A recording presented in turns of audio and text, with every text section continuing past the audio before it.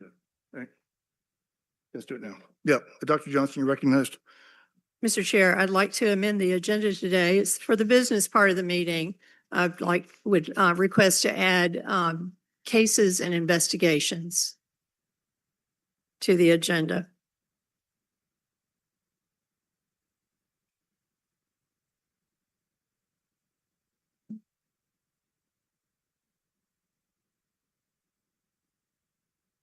Without dissent, that'll be added to the agenda in the old business portion. Thank you. Anything else? Any other comments from the board? Thank you. We'll add that.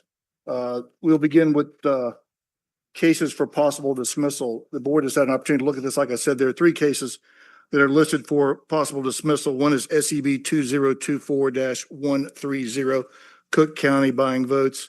The second case is SEB 2025-012, Elbert County.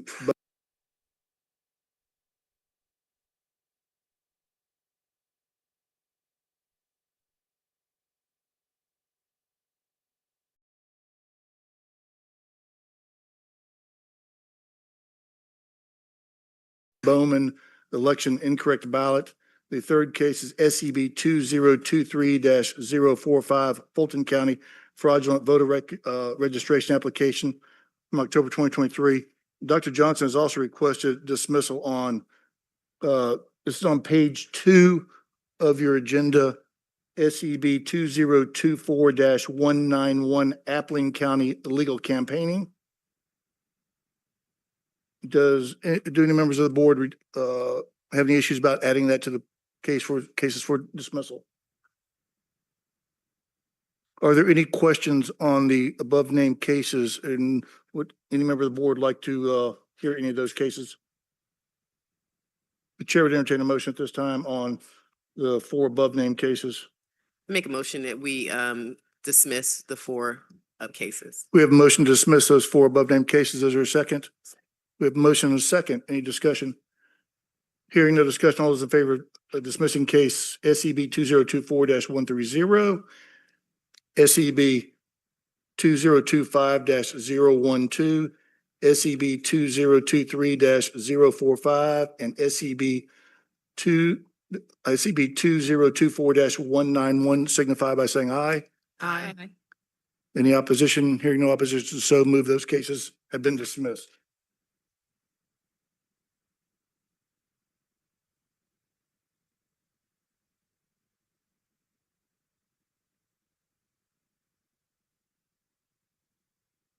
We are rapidly moving through this agenda.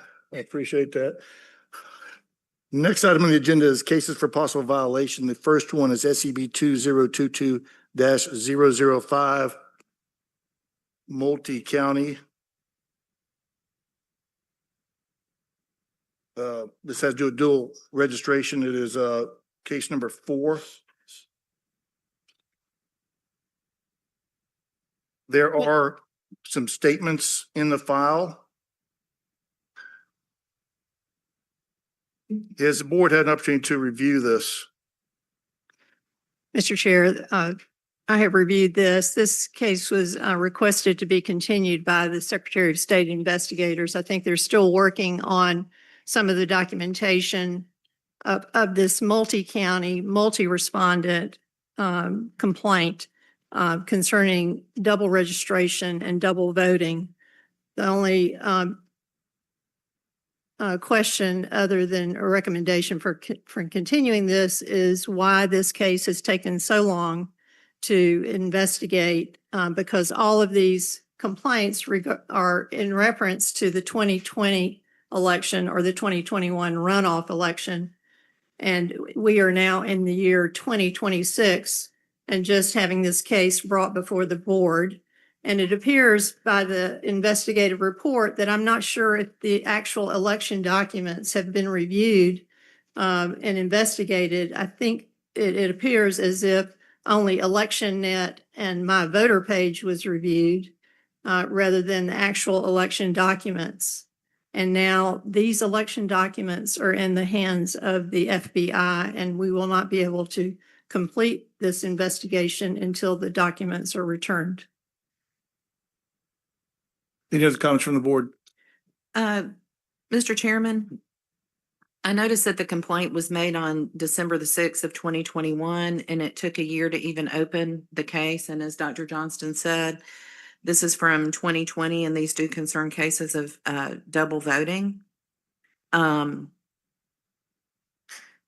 have a lot of questions about these cases, considering it constitutes extra votes. We need to know if they're in the cast vote record. It's very disturbing to me. I'd like to ask, do we have anyone here from the Secretary of State's investigators office with us this morning that could speak to any of this? It appears not. That's a shame. I agree with Dr. Johnston that this is very important, and it's very bothersome that it takes so long to get something investigated, particularly when it concerns extra voting. So I see it's just not ready. Chair would entertain a motion.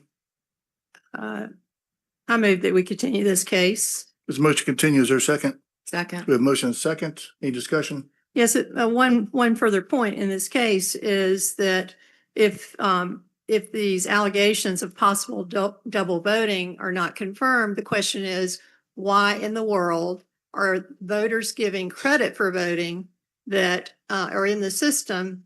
And what is going on? Does that mean that our vote totals are completely wrong? The first two respondents in this complaint are registered 3 times with vote credit for 3 votes. Yet we're questioning whether there was one ballot cast or 3 ballots cast, 1 vote counted or 3 votes counted.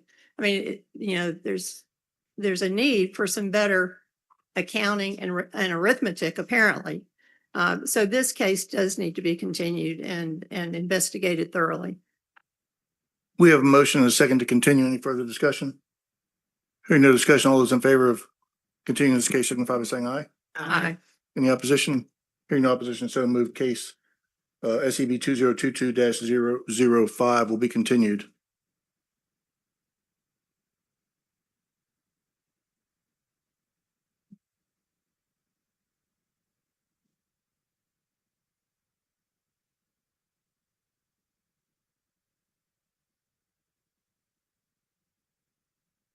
Next case on the agenda is SEB 2024-151 multi-county pre-filled AB applications from November 2024. Mr. Executive Director, would you give us a brief understanding of what occurred here? Sorry, I missed you on the last one. No problem. The Secretary of State's office initiated an investigation on October 7th, 2024, after receiving complaints from several counties alleging that the organization America PAC, a political campaign, sent partially pre-filled absentee ballot applications to register voters in Chattooga, Cherokee, Coweta, Floyd, and Whitfield counties after the passage of a law that had made such activity unlawful. I'm having some problems, technical problems here loading this up. We have, can you tell me who the respondents are? Sure.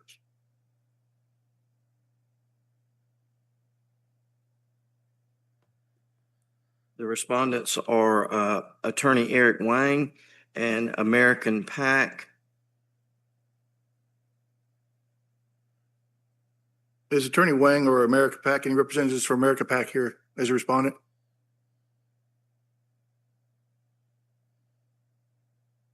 Was there a statement presented on this? I believe there was, wasn't there?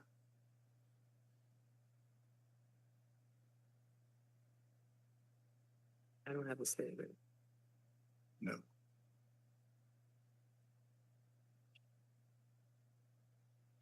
I'm sorry, Can you hear me, Chris? my computer's not pulling stuff up here, so.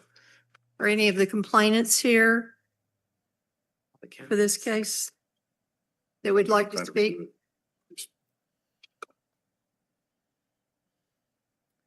Can you hear me?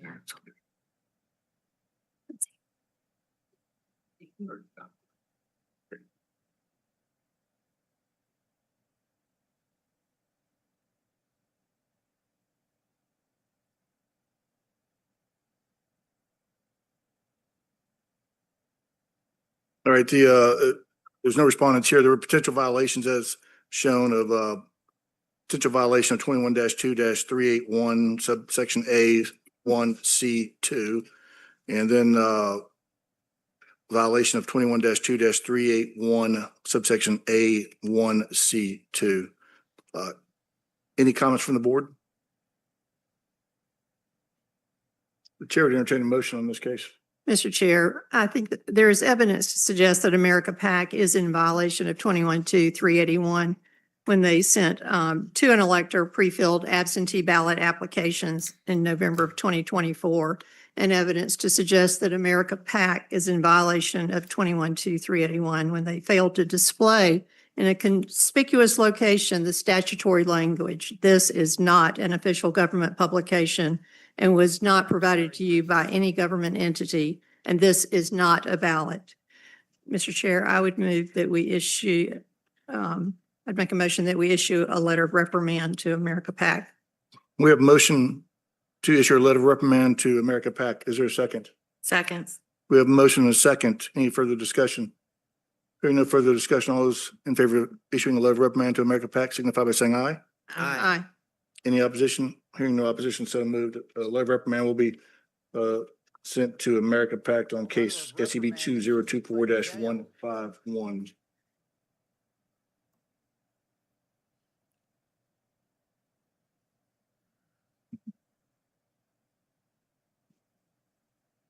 Next case on the agenda is SCB 2024-171, multi-county non-citizen voting. Non-citizen voting. The Secretary of State's Office Investigation Division initiated this investigation following an audit conducted by the SOS Election Division in which they cross-referenced court juror questionnaires where jurors claimed to be non-citizens with the Georgia voter registration system to identify potential non-citizens who may have registered to vote in Georgia, a potential violation of OCGA 21-2-561. This case had several respondents. Richard Jones, Anthony Francis, Zara Hania, Nikisha Woods, Mercy Espinoza Mendoza, Samantha McLean Gamble, Rosemary Lasaji, Dulce Romero, Elif Labra, DeKalb County voter registration elections, and Fulton County voter registrations and elections.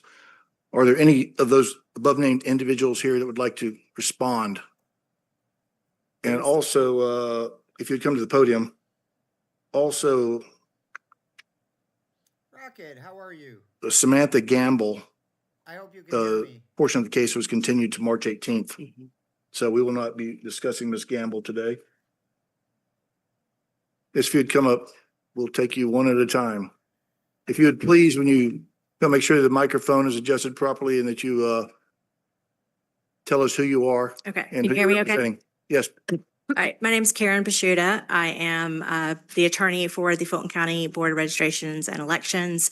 I was just retained on Monday. You've probably seen me here before, though. Our office only represents local government clients, and I usually handle all the election offices. So I have been here before. With this case, we do admit that all three of the registrants that were in Fulton County appear to not be citizens. One of them was registered in 2013. The other two were in 2017. None of them have a voting history. Okay. Since that time, the system has changed immensely, and especially with Jarvis. Now, there's more affirmative steps that have to be taken, that they have checked yes to everything, including that they are a U.S. citizen. And also you upload basically the proof of their citizenship. So since then, not only has the state enhanced its procedures and the procedure with Jarvis, also the standard operating procedures are newer than they were in 2013 and 2017. You should have received an email yesterday. That packet does include a copy of that portion of Fulton's operating procedures and the steps that registration officials take to verify all the information, to make sure that they are not already registered with their driver's license or other information, and also to include the citizenship information.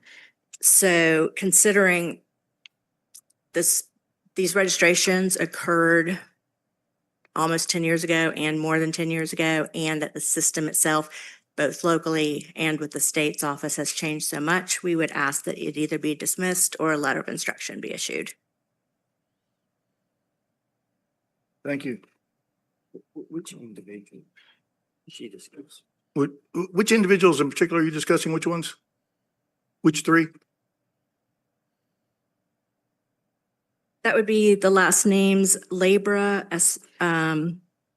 Espinoza. And hold on one second. Sorry, I don't have that on my. And Romero.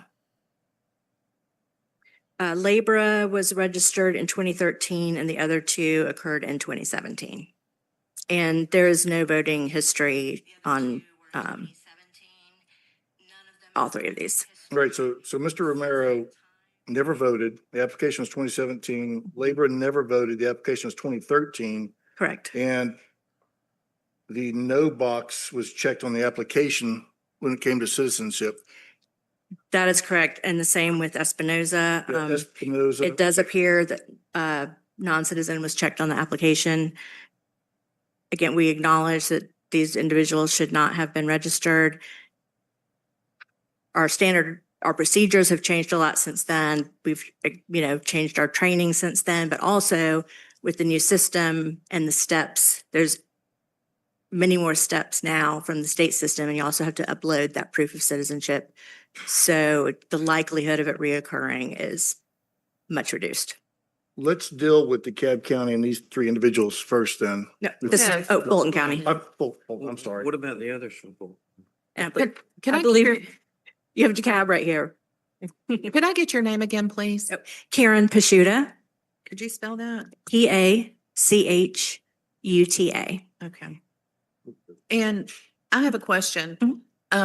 So aside from the changeover with Garvis and how the state has changed that, what procedures has Fulton undertaken to ensure that they're not registering non-citizens for voting? Yes. The packet that we emailed yesterday, and I also believe it was handed out this morning, has the procedures and steps, and it sort of shows like an example registration that you go through. And it includes going through the checklist to make sure that they have checked all the portions. It also should check and make sure that they haven't registered before, either by driver's license number or another method to make sure that there's not already a registration somewhere in the system. So that outlines that current process for training. Okay, and let me ask you, were all of these people were registered to vote through what would be commonly referred to as the motor voter laws? Is that correct? I don't believe so. They were not. No, No? No. Okay. that seemed to be the case for the Gamble case. That was a DDS case. So, Mr. Chair, there's an addition, there are 5 total Fulton County registrants in this complaint. Gamble is the one that is continued, but so there are 4, not 3, on my list. There's Espinoza Mendoza, there's Osage and Romero and Labra. And all of these were registered by walk-in application or mail-in application or a public health application. My understanding is only 3 of them were through Fulton County. If you have separate information, I believe the others are DeKalb. DeKalb attorney might be able to speak more to Right. that. Correct. Which was the other name? 4 are from DeKalb and 5 are from Fulton County. So Marcy Espinoza Mendoza, Yes. Samantha McLean Gamble, Rosemary Osage, Osagle. Osagle. 2 spellings. Okay. I will have to check on those. Dulce Romero Yes, I have that. and Aleth Labor. Yeah. Going on the findings, it only listed 3 for Fulton County. So I would need to check on those other 2. I don't know, since we don't get the full report, I don't know if what the investigator found related to the other 2, but only the 3 that I mentioned were listed in the findings. But I mean, I can find that out, but would not be able to do that immediately. Correct. Could you tell me which voter was registered in 2012? 13, that would be Labra. Labra. Is there an explanation of why if Aleth Labra did not vote, why she is still on the voter rolls and active on the voter rolls? I believe she's been removed. Yes, all 3 of them have been removed. But no, actually, my question is, why was she active and on the voter rolls until this report was delivered? I can only say, unfortunately, once someone gets registered until it's brought to their, which is why it's important to catch it on the front end. And which is why, now the procedures have all the steps to make sure that you go through. And then also, which was part of the reason I'm sure the state included that in Jarvis, so that there is sort of you have the pending citizenship stage until they bring that in and you can verify it and it is uploaded. So with Jarvis, it should be easier to catch these. I mean, that's part of just the enhancement that the state has done as well. I'm not even sure if they were using ENET or if it was a different system in 2013, but I do know with ENET, you didn't have that extra step. Right. And in that year, the law said that if you were not active, not a voter for 3 years, you were moved to the inactive list, and then fall into the process of inactivity to be eventually, if you're not active, to be removed from the rolls. And that question may need to be directed towards Secretary of State, because that sort of switchover with active and inactive is usually coming from like a system-wide thing on their end versus a county wide level. So that may be. If you're registered in 2013 and you don't vote, by 2016, you should be moved to inactive, and then it fall into the process of being completely removed from the voter rolls. Correct? I don't disagree with that. Right. And I think there probably were many years prior to 2020 in which a lot of that cleanup with active and inactive was not happening on the state level. It is occurring much more frequently now. It's the county's responsibility to maintain accurate and current voter rolls. And we acknowledge that these 3 people should not have been registered. One of the registration officials is deceased since this occurred. But that is a step they're trained on. And I think with the new training and with the new system, it is something that is much less likely to occur. And then hopefully with the enhanced system from the state level and also the active and inactive, that will get processed easier. Marcy Espinoza Mendoza wrote no on her mail-in application with the question of, are you a U.S. citizen? But apparently that was ignored and she was made an active voter in spite of being. Yes, that was absolutely an error back in 2017. A few of them check no. Right. And Aleth Labra checked no. But she was put on the voter rolls as an active voter. And I don't disagree that should not occurred.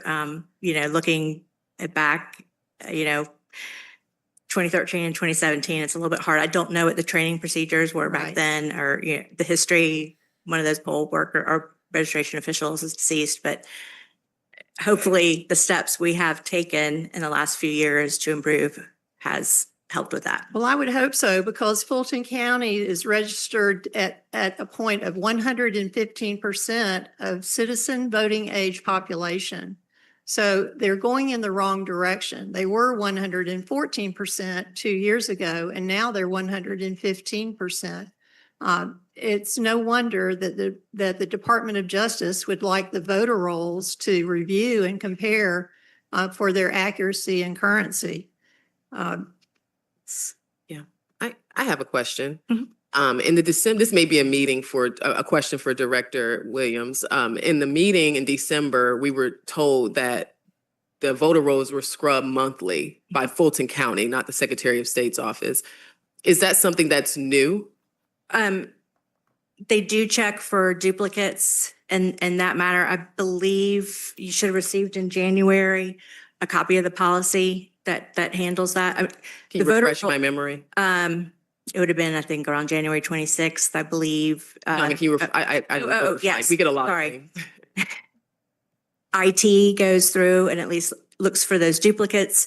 The role is, every day it's different, between getting information about deaths or felons, or new people registering or people moving in and out of county or in and out of state. The role is constantly changing. One of these steps is to look for duplicate names. We try to catch that on the front end by looking at driver's license and other issue to see if there's another registration.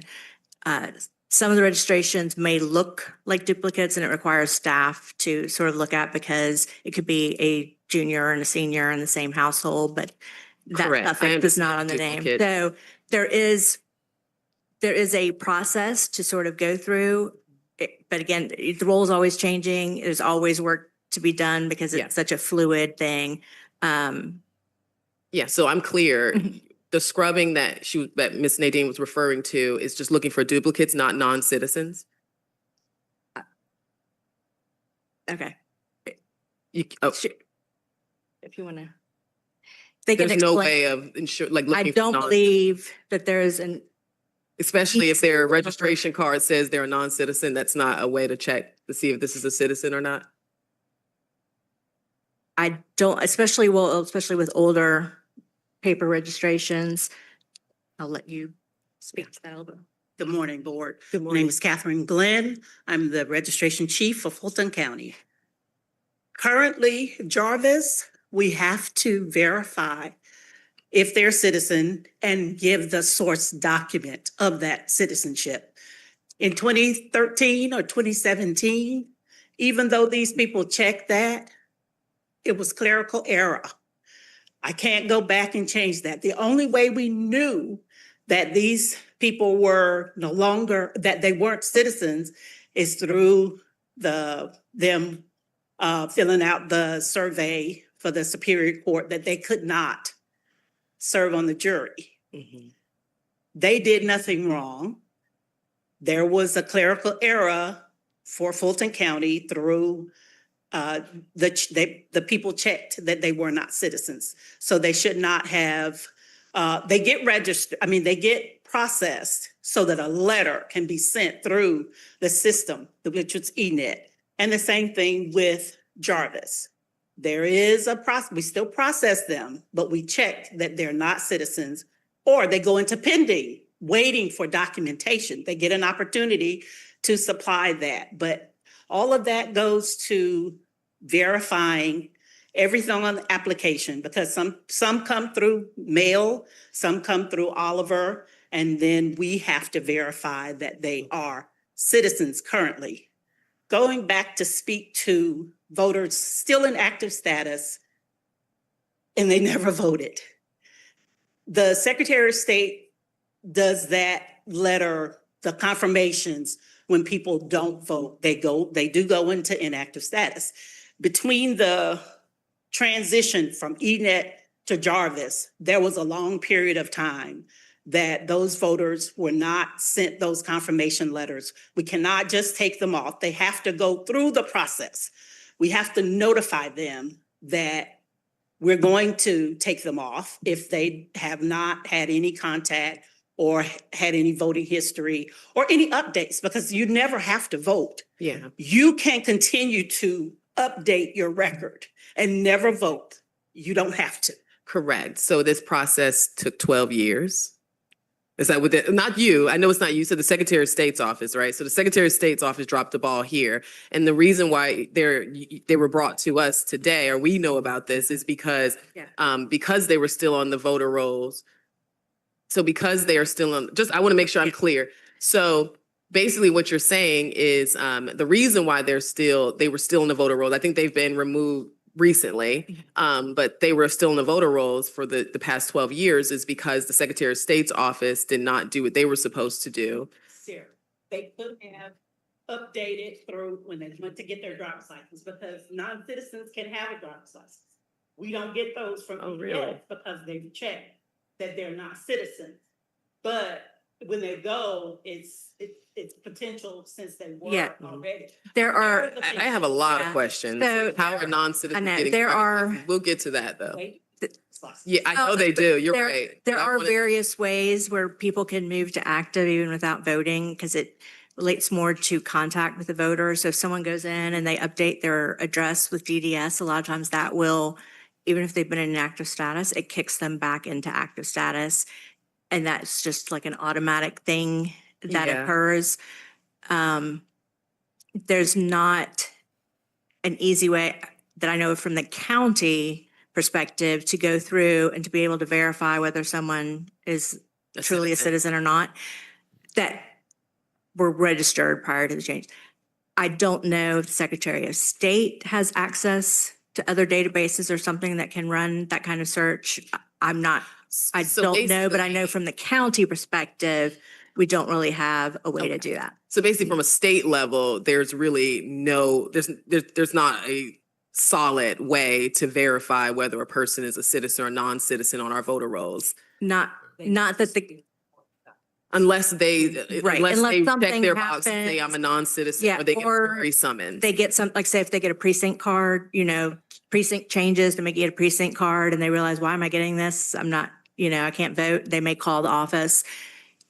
But I'm not aware of a sort of way for Okay, us to go from the start. So there are ways where people may realize, because these individuals probably did get precinct card notices and other Yeah, but they information did their because they're job. on They that said that they list. were not a Right. citizen. No, I agree. Right. But so and- I don't want to prolong it because I think we're kind of repeating ourselves. So this is my last point. No, and I don't want to place any blame on these voters. I mean, No, I don't have any blame on the voter. The voters did what they were supposed to do.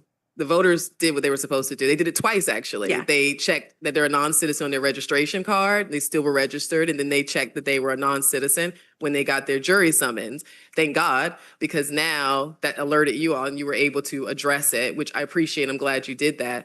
But it still puts us in a position where we're looking at this from a state level. And what I'm hearing is that there is no statewide method of determining whether someone's a citizen or a non-citizen, because we're just sitting on this honor system. And this is the honor, thank God the honor system worked this time. But if they check, yes, I'm a citizen, they have a driver's license, and let's say they showed up for jury duty. I mean, we have non-citizens that can do that. I know we haven't gotten to the cab yet, but we have people who voted 11 times. I mean, this is kind of, and this is not on the county, I guess, because the county doesn't have a way of determining if there's there were non-citizens. clerical errors, if there were clerical errors in the past, there's not easy way for us to go back. Well, in the future and either, right? find that. There's not a way to do it in the future, No. like now, Well, right? No, right. If we were to look at it in the future, but Yeah. at least for people registering now, it's much less likely to happen because there are so many steps. They But have as to far show as an people ID who are or- already registered. What are they showing? Because if they have a driver's Well, when license, they is that come what they into can upload and say the- that show proof of citizenship? What do they need to show? Their driver's license says non-citizen, and they have to show us another document. If their driver's license says non-citizen, they have to show us another document to prove their citizenship, naturalization paperwork. And we have to actually choose which document we're using. Okay, thank you. Ms. Glenn, Yes. does the driver's license say non-citizen? No, but we check motor voter, which tells us who's a citizen and if they're a non-citizen. So you do have a way Is of. there an indicator on a driver's license for a non-citizen that indicates that they are not a citizen, a U.S. citizen? I do believe there is, but we go into the motor voter system itself, and it says if you're a citizen or a non-citizen. So that's how you can check if you have We non-citizens can. on your voter roll. We can, So you can check. we can check, but not a database, like. Yeah, but we you have can't a way of submit the checking. voter roll. Okay, I thought you said Fulton County. Well, it would be, it would have to be someone coming in with their driver's license and having. Oh, you have to have the Having a driver's check. license to do it. Right. Yeah, and currently that's not part of the process when someone comes into district. Maybe that would be a recommendation. Ms. for the leg- Pachuga, Yes, sorry. driver's licenses for non-citizens have a small bar at the top of the driver's license that says term limited. And that indicates that the driver, the license holder, is a non-citizen. Does the county instruct and educate all of its poll workers and clerks to check the driver's license to see if it indicates that they are a non-citizen when they come in to vote? I do not believe so. I do not believe that is part of the procedures because they're currently checking the identification essentially. So a voter comes in and they have term limited on their driver's license and they get to vote. And They I- happen to be on the rolls because they're a non-citizen. I can't tell you, I don't know exactly what the driver, yeah, I don't, Right. I'm a citizen, so I haven't had to worry about it. I don't know the differences. That Let me- might be a recommendation. It might even be a recommendation for the legislature or for rule, to have that included with not just checking that the person in front of you is the, Right. the person that's come in. Well, counties are in charge of elections, of their elections, and I would hope that they would instruct and educate all their poll workers should not only just put the driver's license right next to the poll pad to read the number, but to actually look at the driver's license and see if there's an indicator that it's, that they're not, perhaps a non-citizen. Now, they may have become a citizen and they should have papers that indicate that, or it should be in the system Right. that And- they now have their naturalization papers. I can look into that. I'm Right. There's not as also. familiar, but that is something I can look into. Right. To share with this audience, there's also a federal program called SAFE, I believe it is, that will run the entire database for the state of Georgia, or certainly for Fulton County or any county, DeKalb County, to look for non-citizens. And it is free. It is free now. It used to require some payment. It is now free. I do not understand why every county or the entire state is not running this database to check for non-citizens, rather than us just putting out press releases that we have no non-citizen on our voter rolls. That's not true. We're looking at 7 cases or 9 cases right now of non-citizens on the voter rolls. And these are just 2 counties of 159 counties in this state. We could do better than this. And this is what we know because they were summoned to do jury duty and they happened to do the right thing by saying that they're a non-citizen. But if you have a bunch of people on the rolls where we have county election workers that are not trained to look for non-citizen IDs, they're just matching the voter rolls. And then on top of that, if you have someone who does get a jury summons and decides that they want to go and sit on our jury, even though they're a non-citizen, then we don't catch them. So for people that are saying, oh, it's just 9 people, it's just 9 people that happen to do the right thing. We have a lot of other people out there that may be on the rolls that haven't, especially when we have inflated and dirty voter rolls. So I think we should look at requesting counties to send their voter rolls through this system so that we can scrub these voter rolls to ensure that there aren't any non-citizens on them. So I have a question. It's stunning to me because, we hear all the time that we don't have non-citizens voting in our elections and that kind of thing. And given the inflated voter roll numbers, and given the fact that this investigation opened the case October 22nd of 2024, and we're in February of 2026, when Fulton County was made aware that there was this investigation, what proactive steps did they take to look at other identification and that kind of thing for their voter rolls? Did they do anything extra to attempt to see if there are non-citizens who are on the rolls? I can't answer that question directly, but again, it is harder. We don't have an easy way of just looking up, prior registered people. And I do have a note. You had mentioned 2 other people, so I believe it was Gambrell we find in the role, but the fifth one. Current, you were talking about current, right? Yeah, currently, I mean, Current. Oh, currently, when you register, you have to put in that proof of citizenship. right. So given the fact that this investigation's been going on a while, I'm curious to find out how many, or is there any way to tell how many non-citizens does Fulton County have on its voter rolls at this time? I don't know. I'm not aware of a database that we I don't can think they- easily, Because they have Check. to have their ID. yeah. The fifth person that you had listed, is it Osage? They just tried to look it up. They do not see that person on Fulton County's rolls. That person was taken off too. Yeah, but oh, okay, they're canceled. Okay. I will look into the other two that you mentioned. But- Yeah. Anything else? Okay. Is there a representative from DeKalb County here? Great, your turn. It's my turn at the podium. Good morning, members of the board. For the record, my name is Brent Herron, Herrin. This case is very similar to a case that was heard in December for DeKalb County. That was SCB 2024-178. However, unlike case 178, the DeKalb voters in this particular case, no one checked the box no on the application. For two of the voters, they actually affirmed that they were U.S. citizens when they submitted the registrations. For two of the voters, the boxes were not checked yes or no. For voter Jones, and the investigator's report said that his registration card had not been submitted. We in fact did submit voter Jones' registration card to the investigators for the Secretary of State. I have it here if you guys would like a copy. But clearly, when he signed the card in 1996, he indicated that he was a U.S. citizen.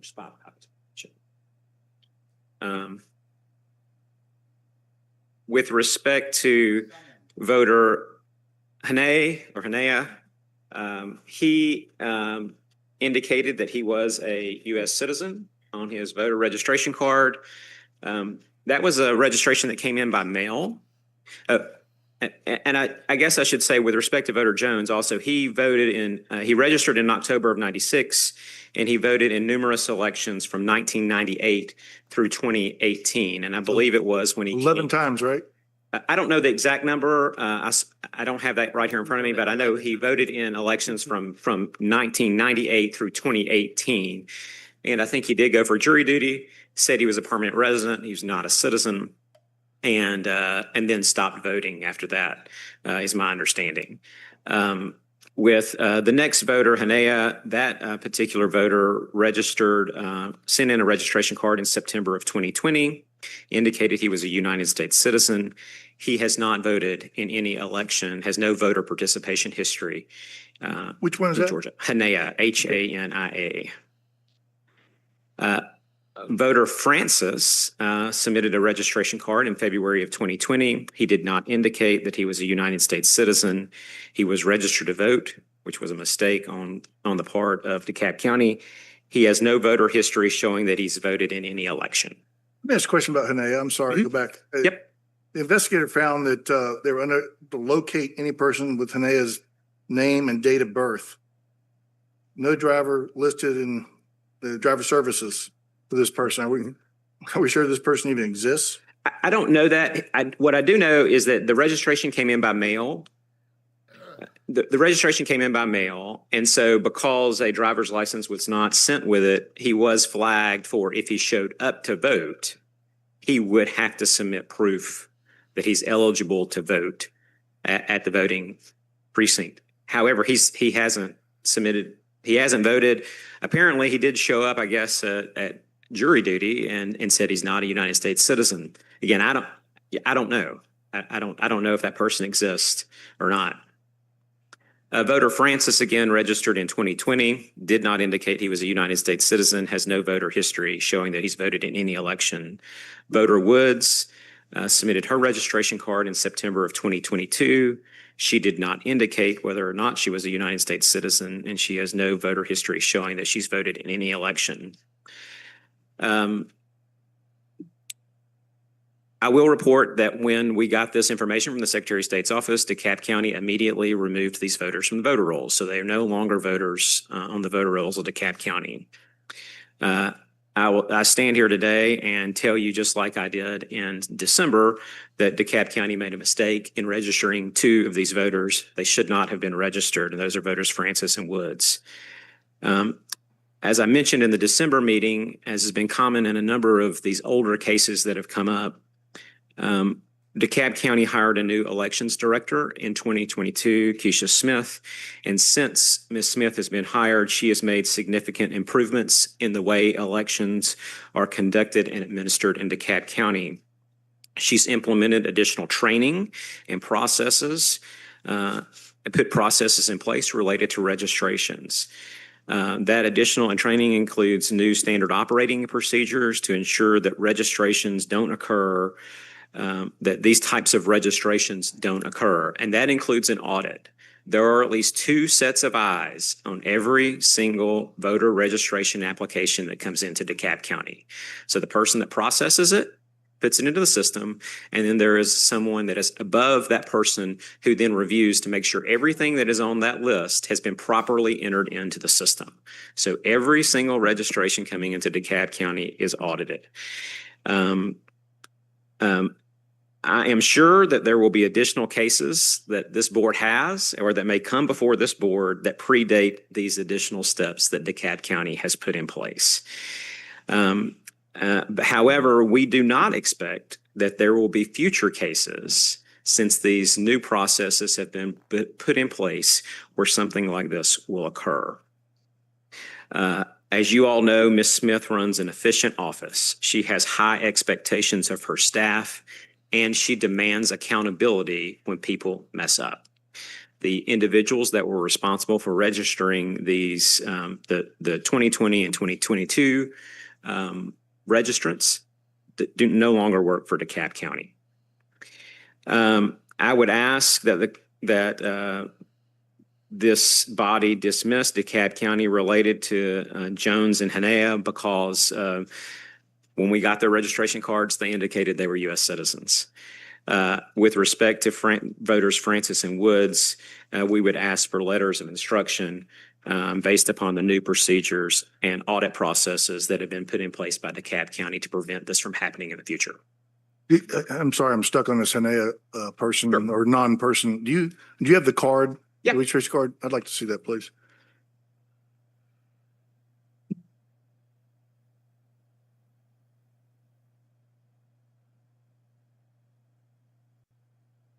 And when you say they indicate they're a citizen, are you just referring to them signing it? Because there's no box or that checks yes or no. In 96, there Yeah. wasn't a box, but One now. he's certifying by signing that he's a United States citizen. Is there a box now? Or There is a box something now. that's clear? If you'll look at Hanea's application, there is a Got it. box that says yes or no. I think in 96, there wasn't a box. Yeah, that's okay.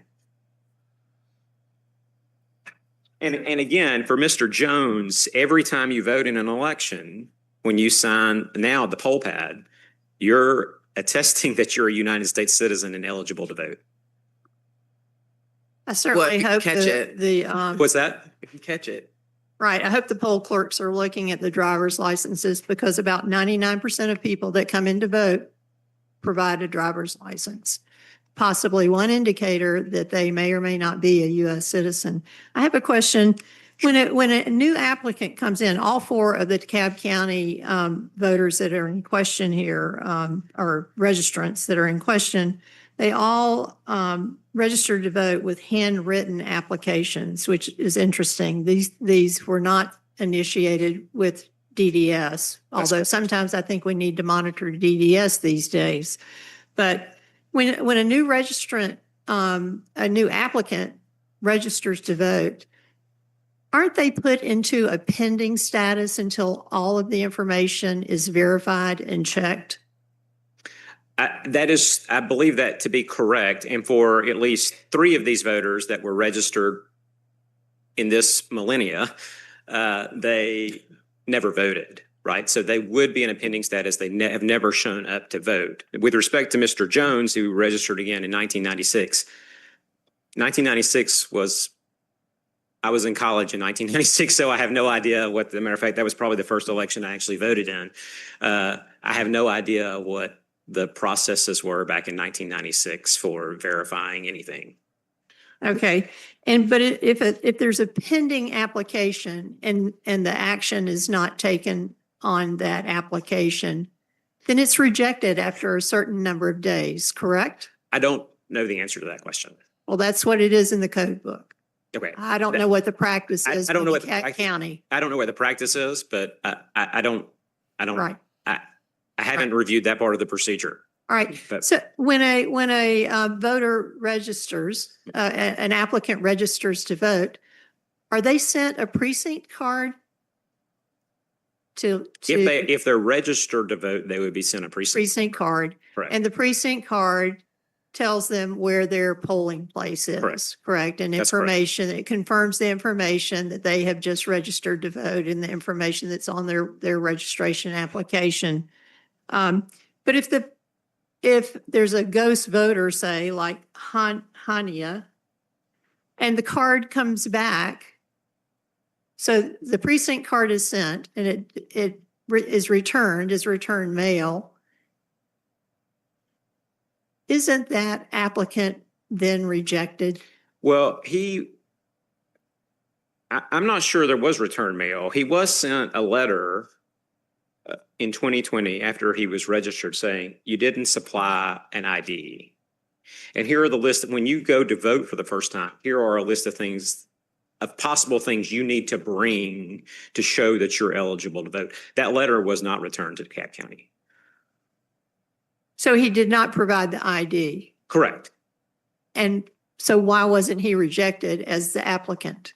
He at the time, I believe that he is put into this status that when he shows up to vote, he has to bring something to the voting precinct to show that he's eligible. That's what this letter says from 2020 that was sent to him. And I've got a copy of that letter if you'd like it. So nobody checks whether this information is accurate or not? My understanding is from Director Smith is that once that information is entered, there is a process through the Secretary of State's office that verifies motor voter, Social Security Administration that goes through and sends that. And then there is periodically they can download a report to see if those things have been verified. When we got word that of this particular voter, Hanea, it would show that the Social Security number came back as verified. He In didn't that have a social report? security number on here. Yeah. He didn't have social security. I'm sorry. it came Everything back- on here was a I'm lie. sorry. Yeah, it came back that one of the things came back as correct, but a number of things came back as not correct, and he was listed as having to bring something when he showed up to vote. So he was flagged that he couldn't just show up with an ID and vote. He had to have one of these other things that are required in this letter. Does that mean he was in pending status? I don't know the answer to that question, but he certainly couldn't just show up and vote. I mean, 'cause everything on here is a lie. I will say Mr. Chairman, I will say when I reviewed this yesterday, not that there aren't people that were born on January 1, but that just kind of stood out to me as odd. Well, I'm totally amazed that whoever this person is supposedly showed up for jury duty because we can't find him. Well, the other thing I will say, A ghost voter. I mean, and again, I have no idea, but lots of people want to get out of jury duty. So I don't know that we verified that these people, other than I think Mr. Jones has admitted he's a permanent resident. With these other individuals, have we verified they're really not citizens? I don't know that. I don't know that he showed up for jury duty because the investigation says a copy of the jury notification spreadsheet was provided. So it may have just been a spreadsheet that they picked that up off of, not that the guy should, I mean, Why? I don't think this person exists. I don't either.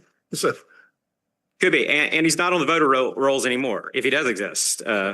So you said that DeKalb County audits, I guess, every application. I don't know what that means exactly. Are the entire voter rolls audited at DeKalb County periodically For citizenship status? for accuracy? Yeah, for currency, we do, For citizens. we do a voter maintenance. We have a voter maintenance program. Whether or not citizenship is on that, I mean, that SAVE program that you mentioned earlier is, I'll look into that and talk to my client about that. But yes, we do have a voter list maintenance program. My understanding is the Secretary of State claimed that they were participating in this program, but it doesn't seem like they have communicated that to DeKalb County or even Fulton County. I'm not aware of that. So it's just something they're talking about, but not actually acting upon, I guess. Yeah, today's the first time I became aware of that. But I certainly am going to look into that and discuss it with the board. Mr. Chair, looking at this investigative summary, it states that there were approximately 10% of the list, I think it was 5,000 to 6,000 jury affidavit submissions were reviewed. This is between 2014 and 2015, and 611 of them were determined to have, 659 were questionable, 611 were determined to have presented proof of citizenship, and 48, I guess, have not. Do we know what happened with all the rest of those individuals?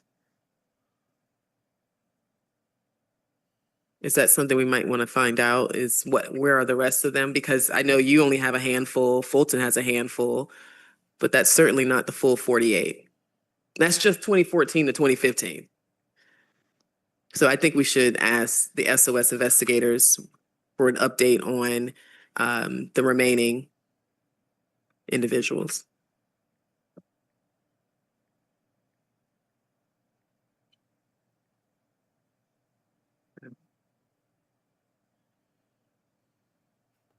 Any further questions from the board?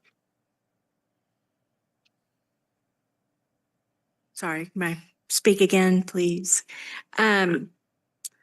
Ms. Osagle is here, Rosemary Osagle. She is one of the ones that was there. I don't know if she wants to speak. We were able to pull up. She has no voting activity. She is currently canceled. She registered in 2018. We were able to pull up that registration. They're going through the process of all the old registrations and scanning them into Jarvis. That one was checked U.S. citizen, so I don't believe that was a clerical error on the staff. That was checked that she was a U.S. citizen? Yes. That's what So she I checked, or what? No, it is checked on I'll say it's checked on the registration form. Okay. And we were able to pull that up from here because it's one of the ones that's already been scanned. Okay. The Gamble registered in 2017, currently canceled, no betting activity. That one is not yet scanned, so we can't pull up that original registration yet to see what that says. She's continued. Ms. Okay. Gamble has continued. Yeah. Yes. Good morning. My name is Rosemary Osaige. Would you pronounce the last name again so I can? Osaige. Oh, sorry. Yes. Yeah, I'll never get that one right, but I'll try my best. I am here this morning to let you guys know, the commission, that I've never voted, even register. I've been in this country for 20 years, and I'm married. This is my husband, Ibrahim, and I have 4 children. And I can tell you guys that I've never registered or to vote. That's what I want to tell you. Okay. I voted, yes. Was this one a driver services, or was this an actual card, or what was this? Yeah. And do you have a copy of the registration? Okay.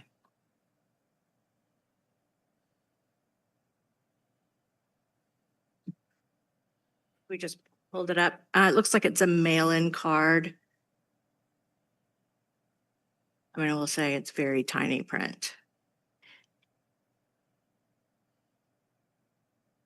I can't tell because it's a scan. It almost looks like the no is partially checked. I mean, the yes is clearly checked. It does look like there's a possible mark and then also on the no.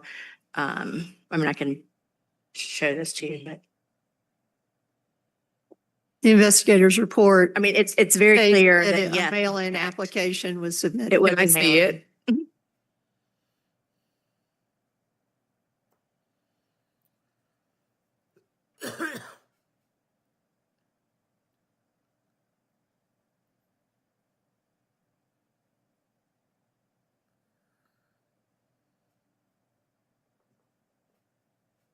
Yes. Have you seen that application, Ms. Sudgy? Yes, I saw. Is that your application? No, sir. That's your handwriting? And signature?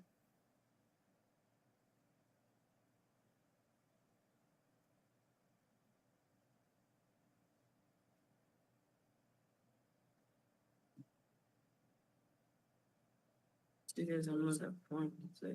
I remember doing this because I know make check.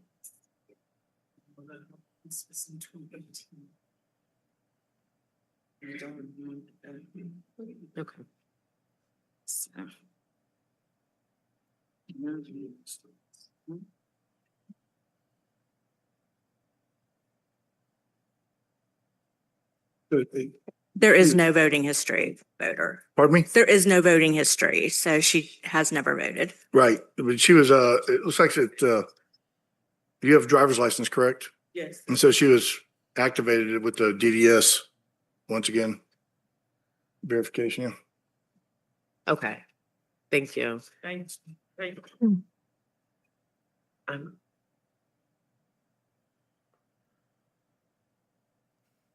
Hello, Yes, sir. good morning. I got the mail, Pardon me? about the voters registration. What is your name? Anthony Francis. Anthony Oh, Francis. Okay. Okay, Mr. Francis. So, Would you speak into the microphone, please? sorry. So I've never registered to vote, and I saw it, so I came here to let be known. I've not a registered voter at all. This is DeKalb County. From my understanding, this was an error in DeKalb County, correct? Yes. Okay, but I'm gonna ask the attorney. Yeah, I mean, we have a voter registration card for Mr. Francis that was submitted. And he should not have been registered because he didn't check yes or no on the application. Okay, I'm happy to, okay, if you guys want. you're clear. Yeah, I would like to see Yeah. that.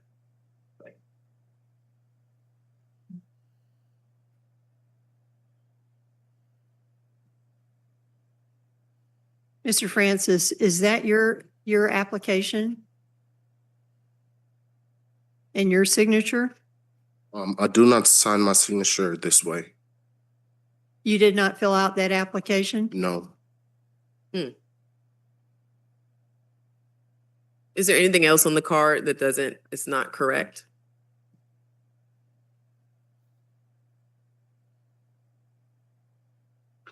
Everything seems correct, but I never did any of this.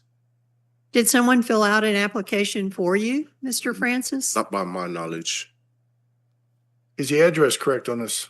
I currently moved, so I'm not staying in the cap anymore. Was this address correct in 2020? Yes. You live there? Yes, I did live there. But that's not your signature. No. You have your driver's license on you? I don't have it on me, but I recently replaced it, so the driver's license number is different, as I've known. Well, that shouldn't change, right? Okay. Can you sign something for us and let's see how you sign things? Yeah, can you sign your name can you give him a piece of paper so he can sign his name? Sign this. Sign this. Um, Which is the same copy of what you okay. had. Yeah, that's fine, whichever. I think, well. I mean, there's something.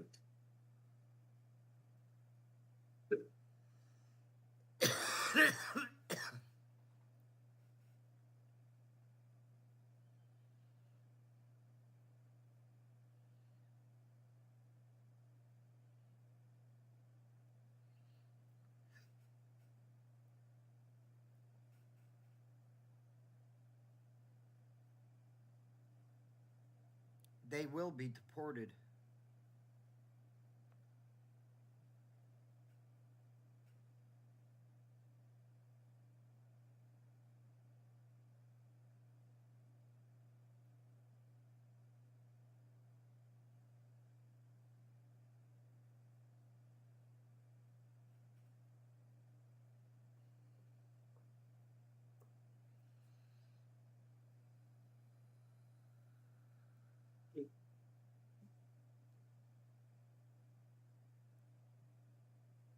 Any questions? No. Well, you didn't check that you are a citizen or non-citizen. So if regardless, this is a DeKalb error. Okay. Um, Hello. Any further questions from the board? Thank you, sir. Oh, Oh. sorry. What's going on? Mr. Francis, Yeah. did you get a precinct card from DeKalb County? Did they send you a precinct card, a voting card? No, I have not received one. But the address on the registration is correct? Yes, Did you receive one in 2020? yes. You did? I moved in 2022. Okay. Did you get a precinct card in 2020? No, Like an election? Okay. No, nothing. Nothing in the mail for voting? nothing about voters registration in the mail. Okay. Did you get an absentee ballot? No, I did not. Okay.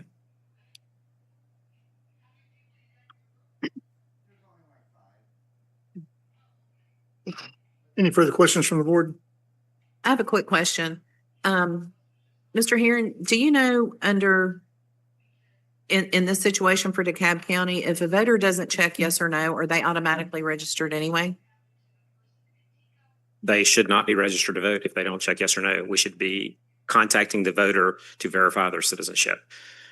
If they do not, that is the current process. So if one of these applications were to come in today, the process would be is that they would contact the person that submitted the registration to say, you didn't check this box. You need to submit proof that you are a United States citizen for us to be able to register you. Thank you.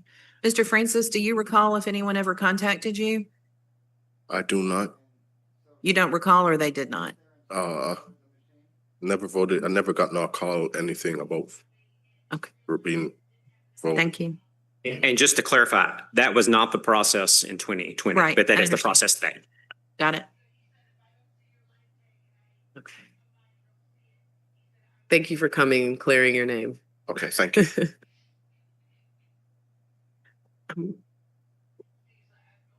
Any further questions from the board? No other respondents? Are there any other respondents here on this very long case? No? We will deal with these, I guess, one at a time. Mr. Chair, I have a motion. Yes. Move that we refer DeKalb County to the Attorney General for violation of 21-226 in cases 1, 2, 3, and 4. We have motion to refer DeKalb County to the AG for violations of 1, 2, 3, and 4. Is there a second? Hearing no second, I'm sorry? I just want to, these cases, I guess I want to know what's the impetus? Because these cases are before Ms. Smith was there, right? My reason for recommending referral to the Attorney General is that it's incumbent upon imperative that counties maintain accurate and current voter rolls, including search and research and review and audit for the registrants on their voter rolls to identify registrants that are not eligible voters, including non-citizens. There are methods and tools available today to do that research and review and audit.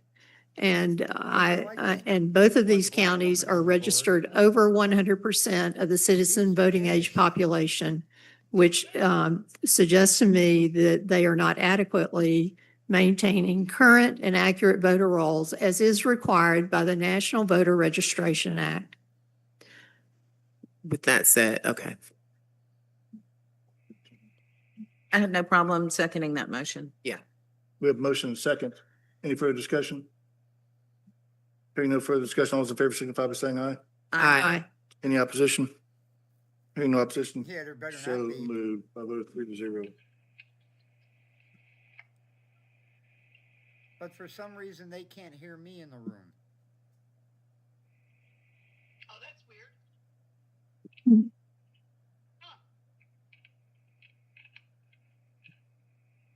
Mr. Chair, I have a motion Yes.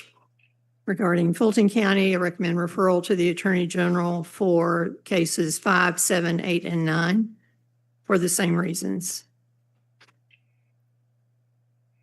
Yeah, like he's gonna do anything about it, the Attorney General. He said there was no fraud in the election. Excepting Ms. Gamble. Right, okay, I just want to verify that. We have a motion to refer Fulton County to the AG on pertaining to cases 5, 7, 8, and 9. Is there a second? Second. I Motion stirred is it. second. Any further discussion? Hearing no discussion, all those in favor signify by saying aye. Yes, Aye. I had discussion, Any start putting opposition? these Hearing people no in opposition, so jail, moved. starting with Raffensperger and Kemp and Carr. Chair will consider motions on the individuals. Mr. Chair? Okay, I have a motion for Richard Vaughn Jones, recommend referral to the Attorney General and the District Attorney. we have motion to refer Richard Jones to the Attorney General and District Attorney. Is there a second? Second. We have motion and a second from Member King. Almost all of them seconded it. All those, any discussion? Hearing no discussion, all those in favor signify by saying aye. Aye. Any opposition? Hearing no opposition, so moved. Shouldn't refer it to the district attorney. She ain't gonna do anything. Chair will entertain another motion. And Mr. Chair, I have a motion regarding Anthony Francis. I recommend referral to the District Attorney and Attorney General. I have a discussion on that one. Any discussion? In this case, he didn't check citizen or non-citizen. So I just want to know what was is it just filling it out in general? Because the cab was supposed to contact him and verify this. He should have never been registered. Correct. The only U.S. citizens can vote or register to vote in the United States. This was a hand-filled application submitted by Mr. Francis, and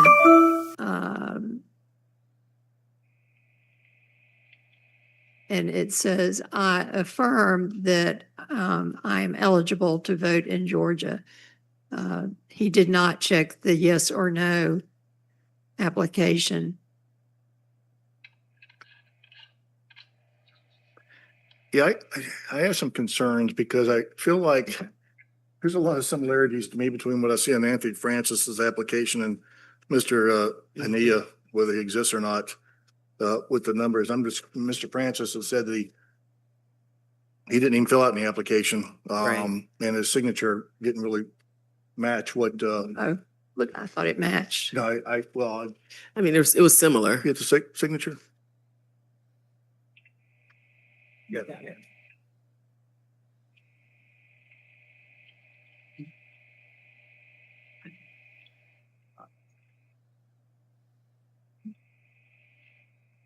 That's his signature, both of those are his signature. Yeah, Susan Hage's been saying it too a lot. I'm not an expert. Mr. Chair, I would like to amend my motion to issue a letter of reprimand to Anthony Francis. A second. We have motion and second to issue a letter of reprimand, signify by saying aye. All those in favor signify by saying aye. Aye. Any opposition? Hearing no opposition, so moved by a vote I of 3-0. oppose. So you'll get a letter to your current address. Chair will entertain another motion. Mr. Chair, I make a motion to dismiss Zara Hania because this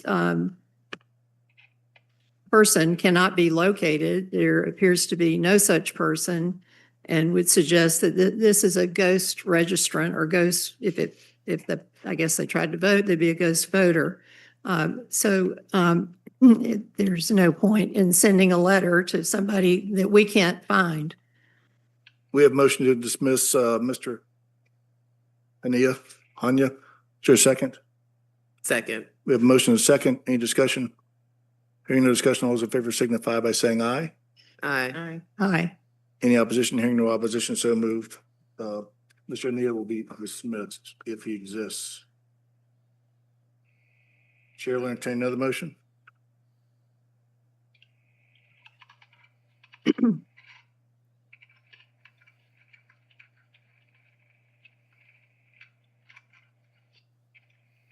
Yes, please.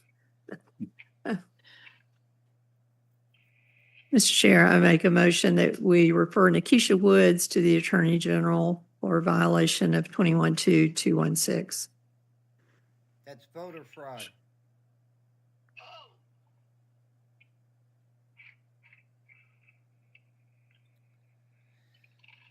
Ms. Woods did have a statement I want to read out real quick, since she did provide a statement. I am unable to attend due to funds. I don't drive and I'm the only income in my house. My husband is disabled and I catch an Uber or Lyft to work each day and also have to take my husband to Grady. It costs a lot back and forth, and plus I'm not an American citizen either yet and never voted. This is too far out for me, and the price I'll have to pay to get there and back on top of paying my bills in my house and going to work. I won't be able to afford it. I'm already behind on my bills for this month. Sorry, I just can't attend this. So that was a statement by Ms. Woods. We have a motion to, I'm sorry, send that to the AG, was it? AG. We have a motion sent to AG. Is there a second? Second. We have a second from Member King. All those in favor signify by saying aye. Aye. Aye. Any opposition? Hearing no opposition. So moved by vote of 3-0. Good. And she can get deported. Dr. Johnson? Or anybody else? Mr. Chair, I make a motion that we refer Marcy Espinoza Mendoza to the Attorney General and District Attorney.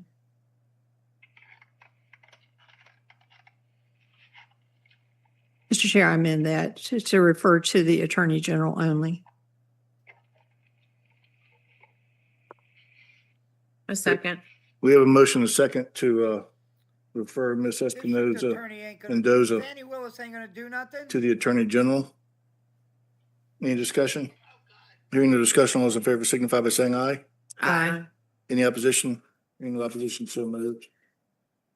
Mr. Chair, I'd just like to make a comment. In this particular case, she believes she completed the voter registration form when requested by a third-party canvasser. I think that's a cautionary tale for some of these third-party canvassers who put a lot of pressure on people to do these registrations without fully letting people know or finding out if they're actually citizens. She got paid to fill it out. Thank you. So she committed. You have a motion on, the chair would entertain a motion on Rosemary Saji.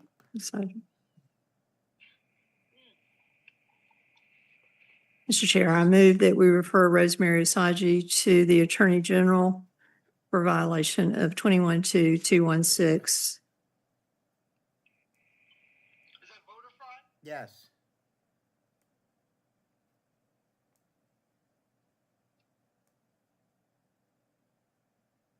If you looked it up, Georgia. Mrs. Saji checked yes on her application, voter registration application, 16. that she was a U.S. citizen. I can't look it up yet.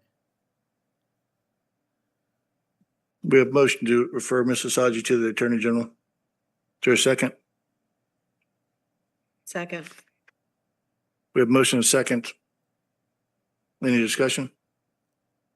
Hearing no discussion, all those in favor signify by saying aye. Aye. Any opposition? Hearing no opposition, so moved. There better not be any opposition.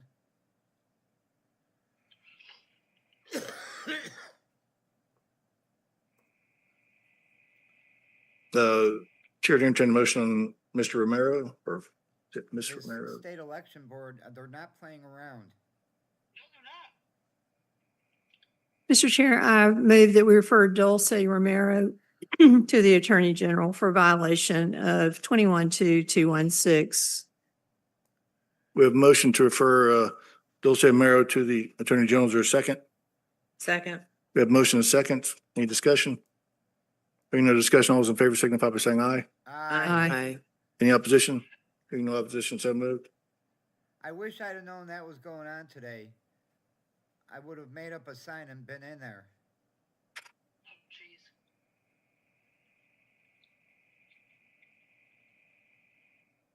Chair to entertain a motion on Labra. Mr. Chair, I move that we issue a letter of reprimand to Aleth Labra for a violation of 21-2216. And that she filled out an application and checked no in response to being U.S. citizen, but did complete the application and signed it. That's voter fraud. We have motion to refer. You signed that LOR. form. It's a Labra. legal document. Letter of reprimand. I'm sorry. We have a motion to issue a letter of reprimand to Labra. Is there a second? Second. We have motion and second. Any discussion? Hearing no discussion, all those in favor signify by saying aye. Aye. Any opposition? Hearing no Yes, opposition, so I moved. oppose. I voted 3-0. She should be referred to the Attorney General. I do have questions illegal to about why Filled we out have voter form. the option of checking yes or no for citizenship if they are already breaking the law by signing it There we go. or completing it, period. I get your point because You know, you're signing an oath. I mean, whether you if whether you you check yes or no, you're swearing and affirming that you're eligible to vote in Georgia. right, it's backwards. And in these cases, you get kind of caught up into the system, so to speak, because you're filling it out. You're saying, no, I'm not a citizen, but then you're signing it saying I am. It's just very bizarre. So the voter registration cards need to be adjusted. I Uh, believe that would be an issue for the Secretary of State. Yep. Thank you. The next item on the agenda is SEB 2025-022. It's a multi-county case, alleged vote buying by Turnout the Vote organization. Vote buying. Mr. now Chairman, is the next case. that completes DeKalb County's business before the board today. May we be excused? Are you sure you don't want to stay longer? I would love to stay and see what happens, and I will listen to it in the car on the way back to Atlanta, and I will put it on my computer when I get back to the Stay office. for lunch or cocktails or anything else, right? It's Ash Wednesday, so no lunch for me today, You're so you're dismissed. Thank you. All right, goodbye. Appreciate your attendance here today. Next item on the Yeah. agenda, SEB 2025-022. Mr. Executive Director. You're free to go. The Secretary of State's office initiated this investigation on April the 22nd, 2025, following a referral from the State Election Board with 3 separate complaints that were received from Ms. Gwen Hennessy, Ms. Caitlin Edmonds, and Mr. Luke Stoez. Each complainant states that text messages were received from the same telephone number offering $700 for voting for Kamala Harris. This is a potential violation of Official Code of Georgia, OCGA 21-2-570. Magnolia, how are you? I hope you're still here. The investigator found that the complaint was unsubstantiated and there were no potential violations. It was the recommendation by the investigator. Any questions from the board, or is there, see, the respondent in this case is Turn out the vote. Yeah, it's just not showing. Having Why not? technical problems here today. Is there Mr. Alex Morgan? Mr. Alex Morgan, And turn out. turn out the vote. What about progressive turnout project? Nope, okay. Any questions from the board on this? Any comments from the board? Mr. Chair, my only question concerning this case was whether whether voters were paid after they completed a survey. It's unclear, and this is kind of a common campaign tactic to offer money to speak to or talk or influence or chat up potential voters. But it's unclear whether the people that completed a survey on behalf of the person that perhaps is being paid was also paid. It just says that there were conversations and they were compensated for completing the project. And I'm not sure who they is. Is it the person that's working on behalf of the campaign, or is it the person that is a potential voter, which would be a clear violation? But if no one is here, Can't answer I questions. can't answer that. No one can answer the question.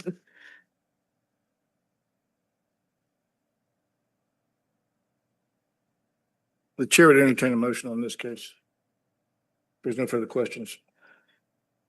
Mr. Chair, I know an Alex Morgan.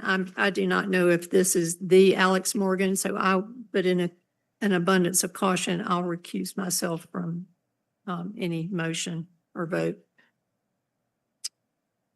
Well, I make a motion that we dismiss this case since the respondent was notified, they didn't show up. We can't get our questions answered. We have motion to dismiss. Is there a second? Second. Is there any discussion? Hearing no discussion, all those in favor of dismissing this case signify by saying aye. Aye. The chair will also vote aye, so that there is a quorum voting. So it'll be dismissed by a vote of 3-0.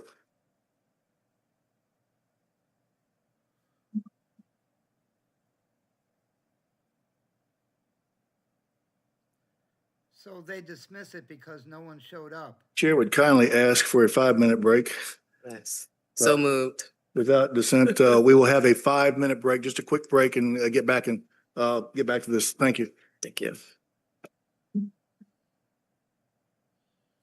If you tried that in court, don't show up, the judge won't dismiss it. He'll issue a warrant.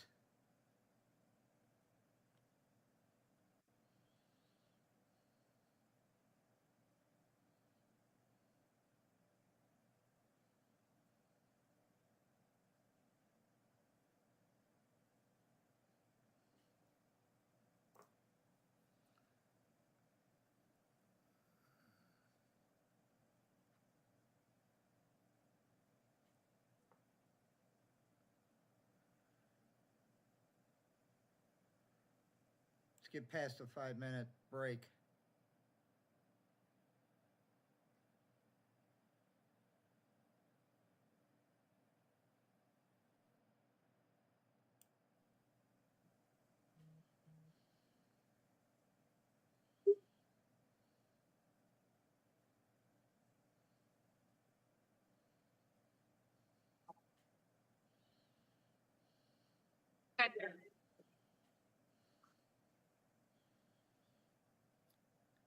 That's how corrupt this is. You can pay to get votes.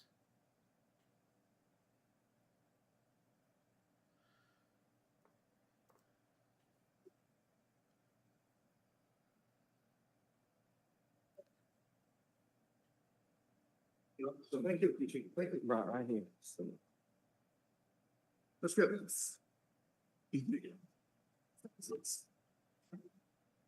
No, if you're a respondent, they should call you now. If you're a respondent, when your case comes up, they'll call. Yep. Yes.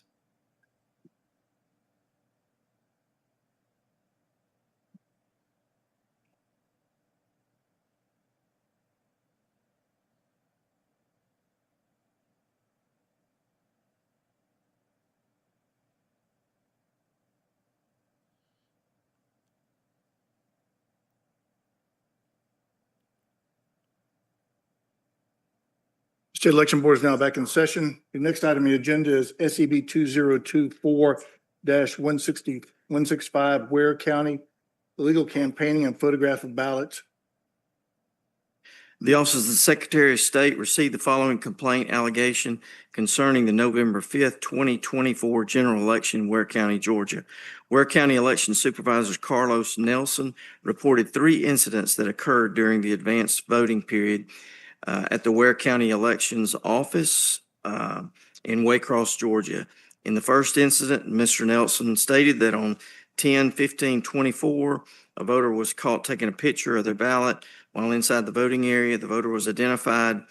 In the second incident at the same location on 10/16/24, another voter was wearing a MAGA hat while standing in line inside the doors at the voting precinct. In the third incident at the same location, 10/16/24, another person was seen outside the polling place on the side of the building wearing a MAGA hat.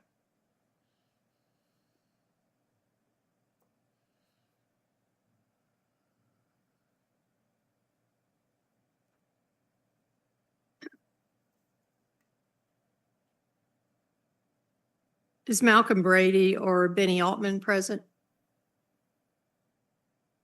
Good morning, Chair, board members. My name is Jason Kemp, K-E-M-P, and I represent Mr. Brady. So for clarification, that's just for issue 1 of this matter. The basic facts of what the investigators have laid out are true. Mr. Brady took a picture of his ballot. He just mentioned that he was excited to vote. Had no ill will in doing so.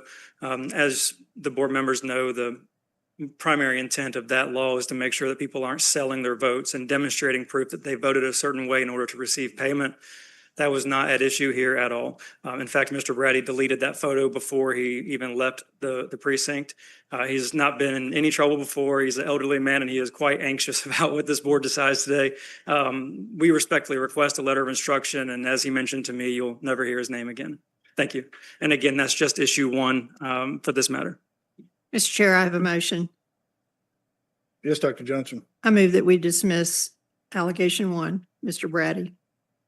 We have motion to dismiss allegation 1. Is there a second? We have motion second. All those in favor signify by saying aye. Aye. Aye. Any opposition? Hearing no opposition, so moved. Aye. Sorry. Aye. Mr. Altman present? Mr. Altman, yeah. Mr. Altman had a letter.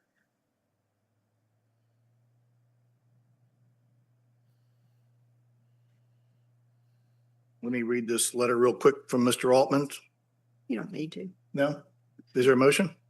Mr. Chair, yeah, Go ahead. go ahead. No, I make a motion that we dismiss against Mr. Altman. We have motion to dismiss. Is there a second?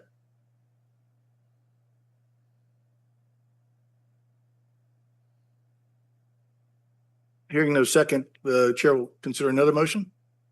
Mr. Chair, I move that we issue a letter of instruction to Mr. Altman. We have a motion to issue a letter of instruction to Mr. Altman. Is there a second? Any discussion? Hearing no discussion, all those in favor of issuing a letter of instruction to Benny Altman in case SEB 2024-165 signify by saying aye. Aye. Aye. Any opposition? Hearing no opposition, so moved. Mr. Chair, I have a motion for allegation number 3. I move that we dismiss number 3. We have a motion to issue a letter to dismiss allegation number 3. Is there a second? We have a motion and a second. Any discussion? Hearing no discussion, all those in favor of dismissing allegation 3 signify by saying aye. Aye. Any opposition? Hearing no opposition, so moved.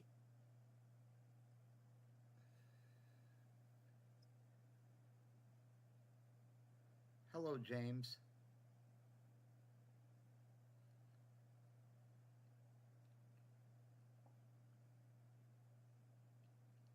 Next item on the agenda Wearing a hat is outside of the, SEB 2024-226 Brooks County early voting tabulated, posted prior to election day.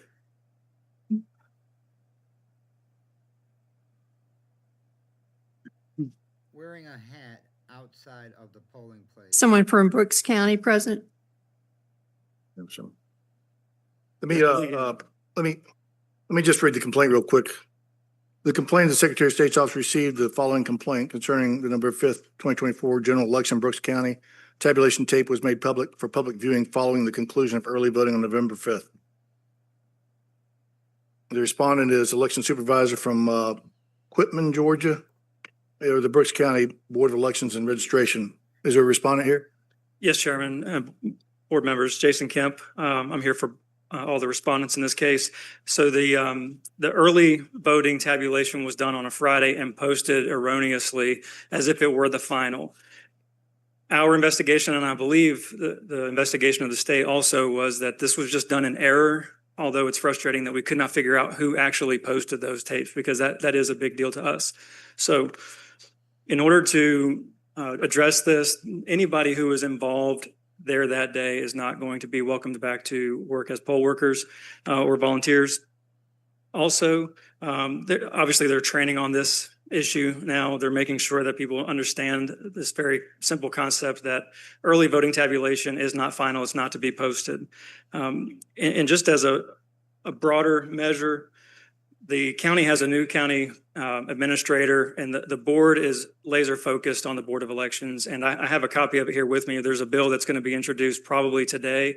It already has an LC number. It'll probably have a House bill number today to reconstitute the Board of Elections in Brooks County. The idea is right now it's constituted as a 3-member board, and the supervisor of elections is kind of a floating employee that is, on paper, it looks like they're under the county administrator's purview. But historically speaking, this person has served the Board of Elections. And so there's been, we'll just say, not 100% oversight, because everybody's kind of looking to one another to decide, well, who's going to reprimand this individual? And the county administrator has historically thought that really the county administrator should not be reprimanding elections. And so because of that, this has just gone unaddressed. This new bill will add 2 more members. So if the Board of Commissioners wishes to overhaul the board, they may. So the 3 members will go to 5, and then the staff of the elections will fall cleanly under the Board of Elections. So there will be accountability just within that board, and of course, the Board of Commissioners having general oversight of that board. So one last thing I forgot to mention, the complaint was filed in this case, but as soon as this was made aware to county staff, which was through Facebook, unfortunately, they did self-report. So although there was a complaint filed, our staff immediately self-reported this matter to the Secretary of State. So for those reasons, we respectfully request a letter of instruction for this matter. Thank you. Any questions from the board? Yes. How many early voting sites does Brooks County have? 1. One tabulator, 1 early voting site, or That's 2 right. tabulators? 1 location. Okay, 1 tabulator. 1 ballot scanner. That's correct. And they closed the poll on Friday and posted it on the door? On the door, as if it were the final count. The individual, I'm presuming, assumed that they were following the law for final. Right. We're not sure who did it, so we can't say 100% for sure. My issue with the investigation was that no one would own up Right. or admit that they had done this. Absolutely. Right. So rather than, the key there is to shut down the machine, push this button, not close the polls, this button on the Dominion scanner, right? Right. And so you'll have a new team that knows how to do this for early voting in the next election. Well, the effective date will be January 1 of next year. So we'll get through this election cycle. But we certainly now know that we're going to be laser focused on this issue for this election. Right. So we don't tabulate until election day. Right. Right. Any, Member King? I make a motion, we issue a letter of reprimand. Second. We have a motion to issue a letter of reprimand. Is there a second? Second. We have a motion and a second to issue a letter of reprimand. Any discussion? Hearing no discussion, all those in favor of issuing a letter of reprimand on SCB 2024-226 signify by saying aye. Aye. Any opposition? Hearing no opposition, so moved. Thank you. Thank you for coming all the way from Brooks Thank you. County. Thank you. you Or, must sorry, be sorry, a second. at least 150 Dr. feet Jones, a away. little quick on the draw. We're trying to move through these cases. I know it. Next item on the agenda is SEB 2025-003, Colquitt County failure to open poll at 7 a.m. The Office of the Secretary of State received the following complaint during the November 5th, 2024 general election. The complaint, Christine Vining, stated that on 11/5/2024 at 7:29 a.m., she was standing in line at the Autryville Volunteer Fire Department polling place waiting for it to open. The respondent in this case is Jerry Plymell, poll manager. Is Jerry here? No, okay. Any questions from the board? Any comments from the board on this case? Mr. Chair, a letter was received, I believe, for this case. Yes. And the elderly, it's getting younger and younger every day, but Jerry Plymell is no longer working as a poll worker, who is the poll worker involved with the late opening of the poll. And the letter was very explanatory as to what occurred. I'd recommend that we dismiss this complaint. Are you making a motion? I make a motion that we dismiss this. We have motion to dismiss this complaint. We have motion and second. Any discussion? Any discussion? All those in favor of dismissing the complaint signify by saying aye. Aye. Aye. Any opposition? Hearing no opposition, so moved. Case SEB 2025-003 is dismissed.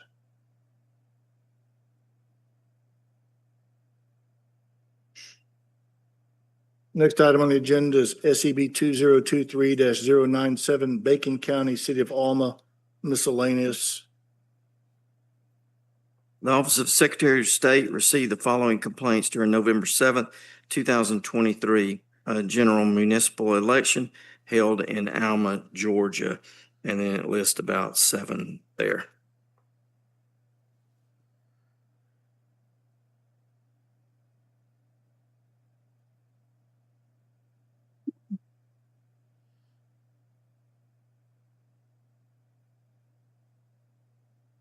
Is there Mayor Taylor, Shamika Brinson, or Howard Bruce Burnett present?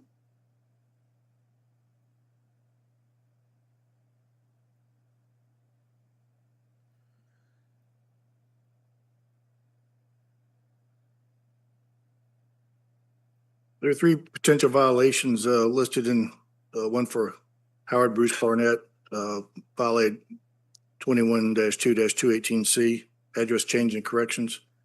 Also 21-2-571, voting by unqualified elector or giving false information. Potential violation for Shamika Brinson, 21-2-218C, address changes and corrections. And also 21-2-571, voting by unqualified elector, giving false information. And then also potential against Mayor Larry Taylor, 21-2-414D, prohibition for candidates from entering certain polling places. There were several other allegations of. Let's deal with them individually. Allegation 1 was against Austin and Mary Boatwright. Are there any questions on that allegation? Sorry, Is the complainant here, Mr. Bazemore? I was that out of order here.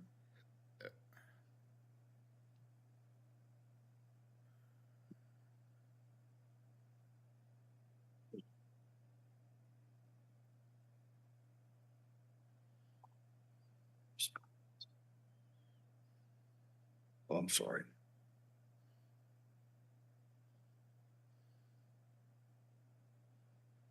Mr. Chair, I have a motion. Okay, I move that we dismiss allegation 1, 4, 5, and 7. And issue a letter of instruction to Howard Bruce Burnett, Shamika Brinson, and Larry Taylor. Those are allegations 2, 4, and 5. letter of instruction. Letter of instruction. We have a motion to dismiss allegations 1, 4, 5, and 7. Let's deal with that. Is there a second to dismiss allegations 1, 4, 5, and 7? Second. Oh. Second. Seven. Member Grubbs, any discussion? Hearing no discussion, all those in favor of dismissing allegations 1, 4, 5, and 7, signify by saying aye. Aye. Any opposition? Hearing no opposition, so moved.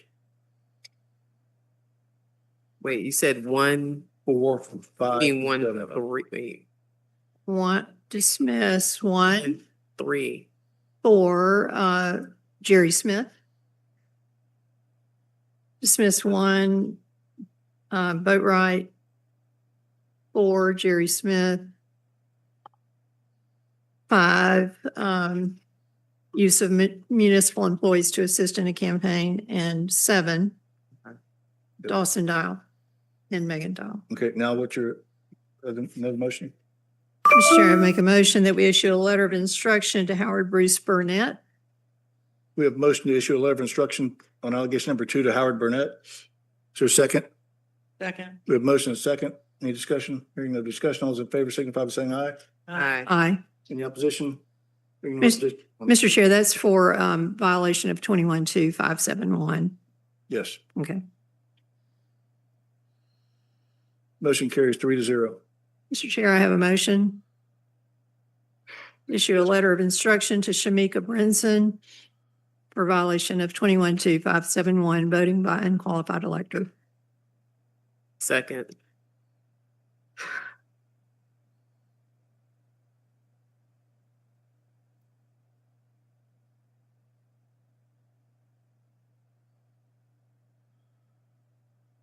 They should be going to prison, not getting a letter of reprimand. Can I ask why a letter of instruction on that one versus a letter of reprimand, or just curious why that one, which she seemed to purposely never, she wouldn't have that address.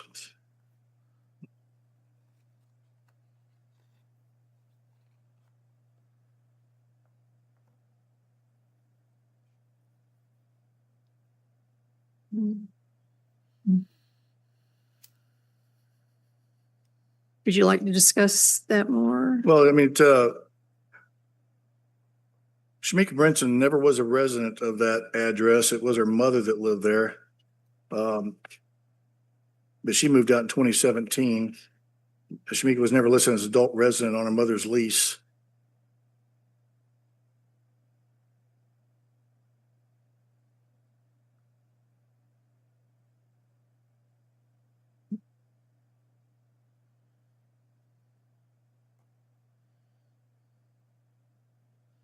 I'll admit I voted 4 times.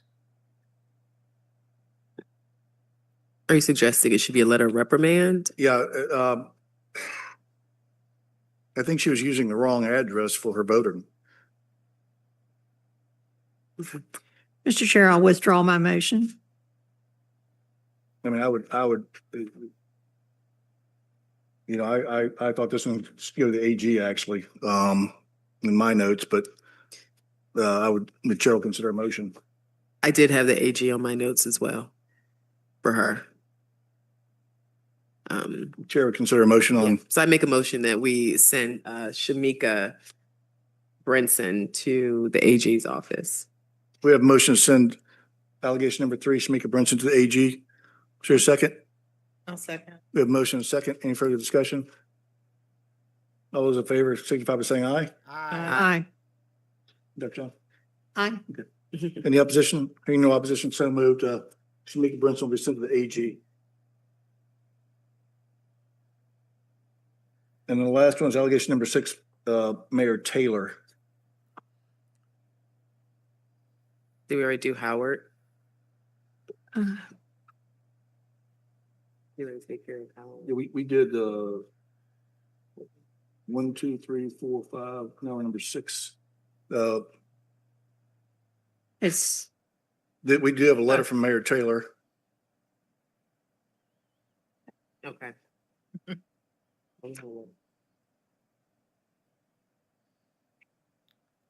Read the letter. I make the motion that we issue a letter of reprimand to Mayor Taylor. We have a motion to issue a letter reprimanding Mayor Taylor. Is there a second? Second. We have a motion second. All those in favor signify by saying aye. Aye. Aye. Any Opposed. opposition? Hearing no opposition, so moved. I oppose. That concludes that case. Next item on the agenda is SCB 2024-050, Coffee County, City of Douglas illegal campaigning poll worker issue. The Secretary of State received a complaint from Olivia Coley Pearson and Election Supervisor Christy Nipper during the November 7th, 2023 municipal general election in the City of Douglas. The following is a list of the allegations, and the members have those. There's 7 allegations listed there.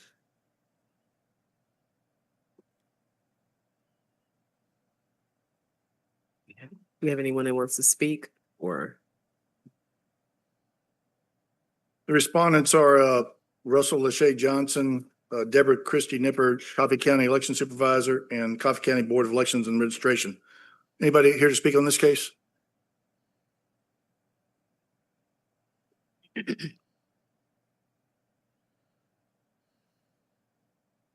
Chair will entertain motion on these allegations. Mr. Chair, I make a motion that we dismiss allegations 1, 2, 3, 4, and 7.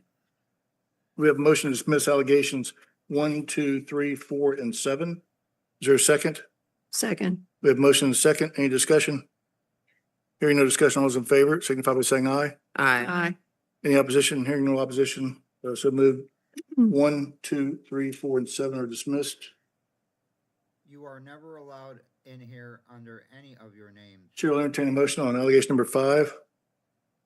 Mr. Chair, I make a motion that we issue a letter of reprimand. We have a motion to issue a letter of reprimand on allegation number 5. Is there a second? Second. We have a motion and second to issue a letter of reprimand on allegation number 5. All those in favor? Aye. Aye. Aye. Any opposition? Hearing no opposition, so moved. A letter of reprimand will be issued on allegation number 5. Do you guys want to watch any more of this? Chair will entertain a motion on allegation number 6. I make a motion we issue a letter of reprimand for allegation number 6.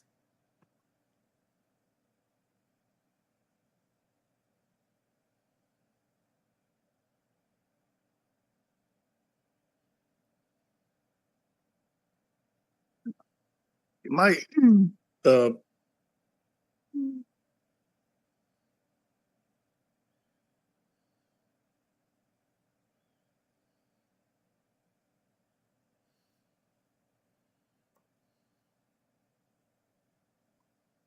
my issue with this one is the fact that this woman covertly took her ballot out of the polling thing, but I will, we have a motion to issue a letter of reprimand. Is there a second?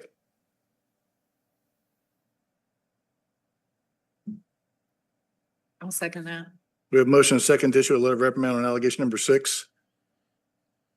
Any discussion? Yes, I would like to discuss taking a ballot out of the polling place simply voids the vote for the person that's taking their own ballot out of the polling place. I mean, I don't know why people would do that because they lose their vote. They can't come back in. They can't come back in and scan it. They can't come back in and get another ballot. They have lost their right to vote if they walk out with a ballot. If they want to be bullheaded about that, I guess they can do that. So I really don't have much of an issue of people taking that out unless you think there's some security risk with spoiling your own ballot. I don't think should be a violation of law for you to touch or hold your own ballot. Otherwise, every single absentee ballot voter would be in violation of the law because they're handling their own ballot. So it's rather silly to consider it a violation that a voter with their own ballot walks out of the polling place and they're holding their own ballot. The intent of the law, I would assume, or maybe I'm assuming too much, is that we don't want other people handling other voters' ballots, which is certainly a concern, but handling your own ballot is Yes, I'm is probably not a gonna go concern on of his mine. channel. So I'd like to hear from the board if they have other opinions. I think for me, the fact that she did conceal it made me think is that she may have understood that she wasn't supposed to do something, but but did it anyway. So that was the reason why I wanted to issue a letter of reprimand. I'm willing to amend to a letter of instruction. Maybe she's not aware of the violation. Because although we feel the way we feel, there is a code. Mr. Chair, do you have an opinion?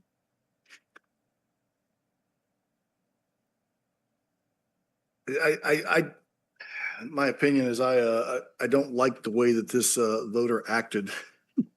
And that she concealed it, put it in her purse, and then denied doing what she was doing. And I find that Yeah, she was a little aware. concerning. She was aware of exactly what she was doing and that she wasn't supposed to be doing that.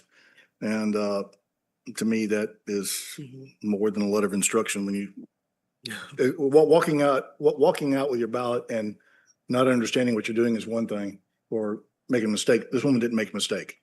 She knew exactly what she was doing. And she lied about it. And she lied about that. So. Did you amend it, or you want to stick with your original one? Or I think I'm gonna stick with my letter of reprimand. we have a motion to issue a letter of reprimand. I believe we have a second. Any further discussion? All those in favor of issuing a letter of reprimand signify by saying aye. Aye. Any He's opposition? on his No. channel. Motion carries 2-1, and a letter of reprimand will be issued. Next item on the agenda is SEB 2024-227. The Secretary of State opened this investigation after it was reported that Johnny Roper attempted to vote in the November 5th, 2024 general election advance voting while on probation.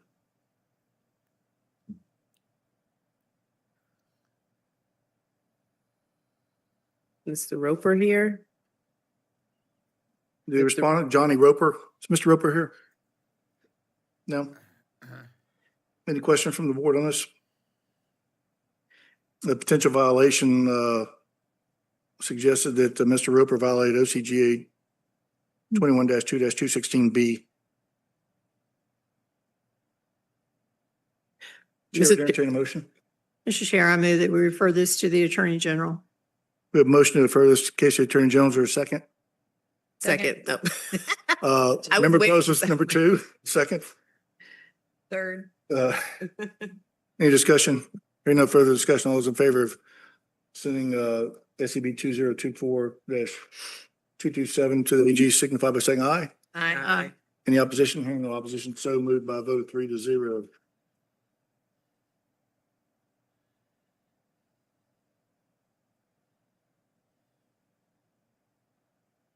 Moving right along, now we're on page 2. The next item on the agenda is SEB 2023-056 Glenn County absentee ballot application issues. The Office of the Secretary of State received the following complaint concerning November 7th, 2023 general election in Glenn County, Georgia.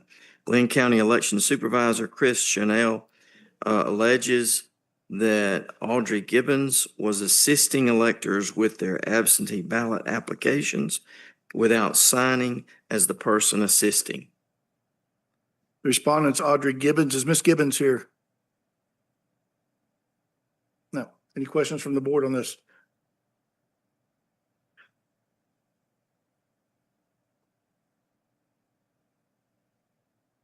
Potential violations are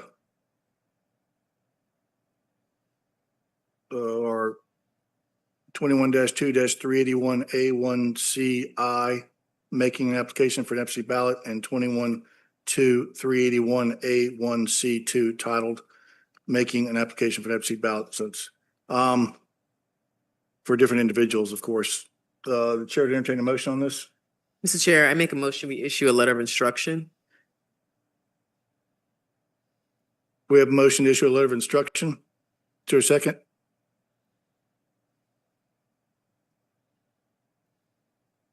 Motion fails for lack of a second. Chair to entertain another motion.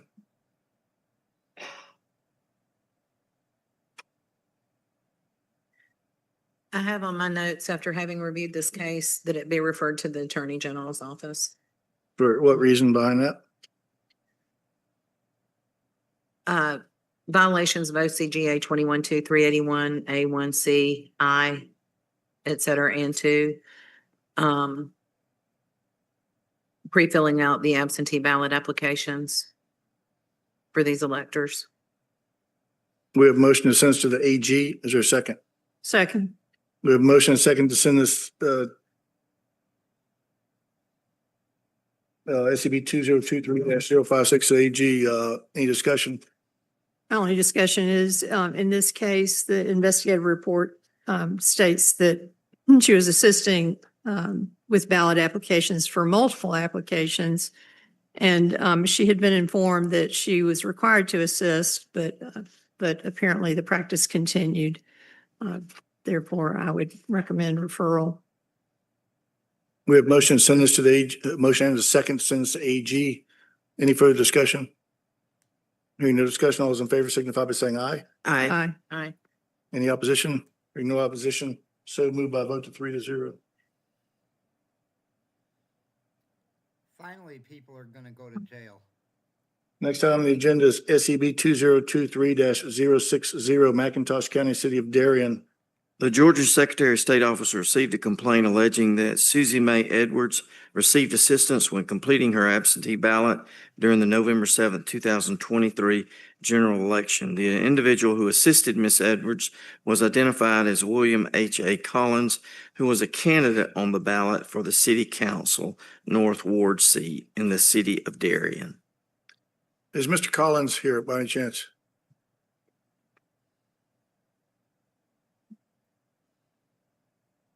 Yes, sir. I'm William Collins. I'm sorry. I'm William Collins. Okay, please proceed.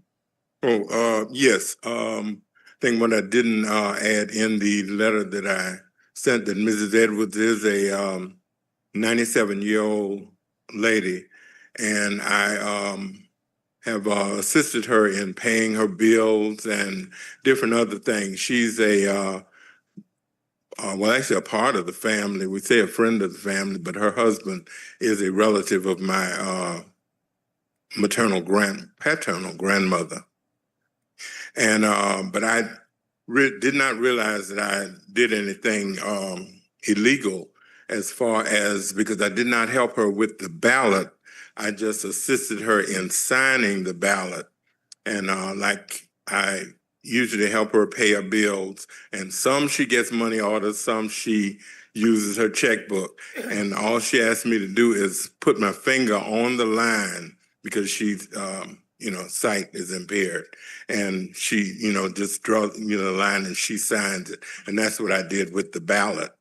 But I did sign that I had assisted her because I assisted her with signing it. But she had already done her, filled out the ballot. And, Is she visually impaired? yes, she is. And how impaired is she? She cannot see, like I said, I can point to the line and she can follow my finger, but just to see and read, she can't do that. And you help her with all other kinds of daily activities also? Yes, I do. Okay. Any questions for Mr. Collins? And I'm sorry. I just wanted to verify, you were a candidate on the ballot at the time, correct? Yes, I was running unopposed. So was there possibly anyone else that could have assisted her, considering that you were running unopposed, I get that, but that someone else could have assisted her at that time? A grandchild could have. Yeah, but I don't. No. I know she, I remember taking her a magnifying glass, and some of the things she can kind of see with the magnifying glass. So, Okay. Thank you. Is anybody else that helps her on a regular basis besides you? Or are you like the primary person who's just? I'm the primary person. Okay. Yeah. For some reason, she trusts me. Okay. Any other questions from Mr. Collins? Mr. Collins, the election code says that a candidate is not eligible to assist voters. Are you aware of that? At that time, I was not aware of that. No. But you are now. Yes, I am. And I appreciate the letter you sent. It was Okay. Thank you. great help to me. Thank you. And the fact you drove all the way up here makes a difference for me too, so I appreciate that. Yes. Any further questions for Mr. Collins? The chair to entertain a motion. Yeah, I make a motion that we issue a letter of instruction so that you have the code in writing for future reference. We have a motion to issue a letter of instruction. Is there a second? Second. We have a motion and a second to issue a letter of instruction. Any further discussion? Hearing no discussion, all those in favor of issuing a letter of instruction signify by saying aye. Aye. Aye. Any opposition? Hearing no opposition, so moved. Mr. Collins, you understand what a letter of instruction is, correct? Yes, Okay, so it's just telling you what the proper procedure is. and I appreciate it. Thank you, Mr. Collins. Thank you so much. Thank you.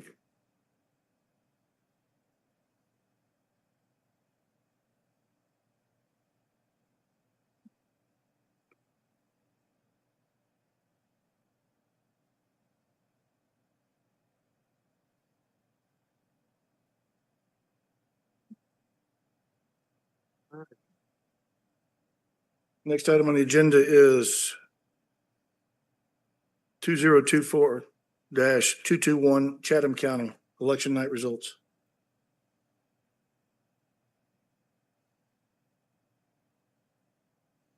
Morning. Morning. I'm Andre Pretorius, Pretorius with Chatham County. Yeah, what you,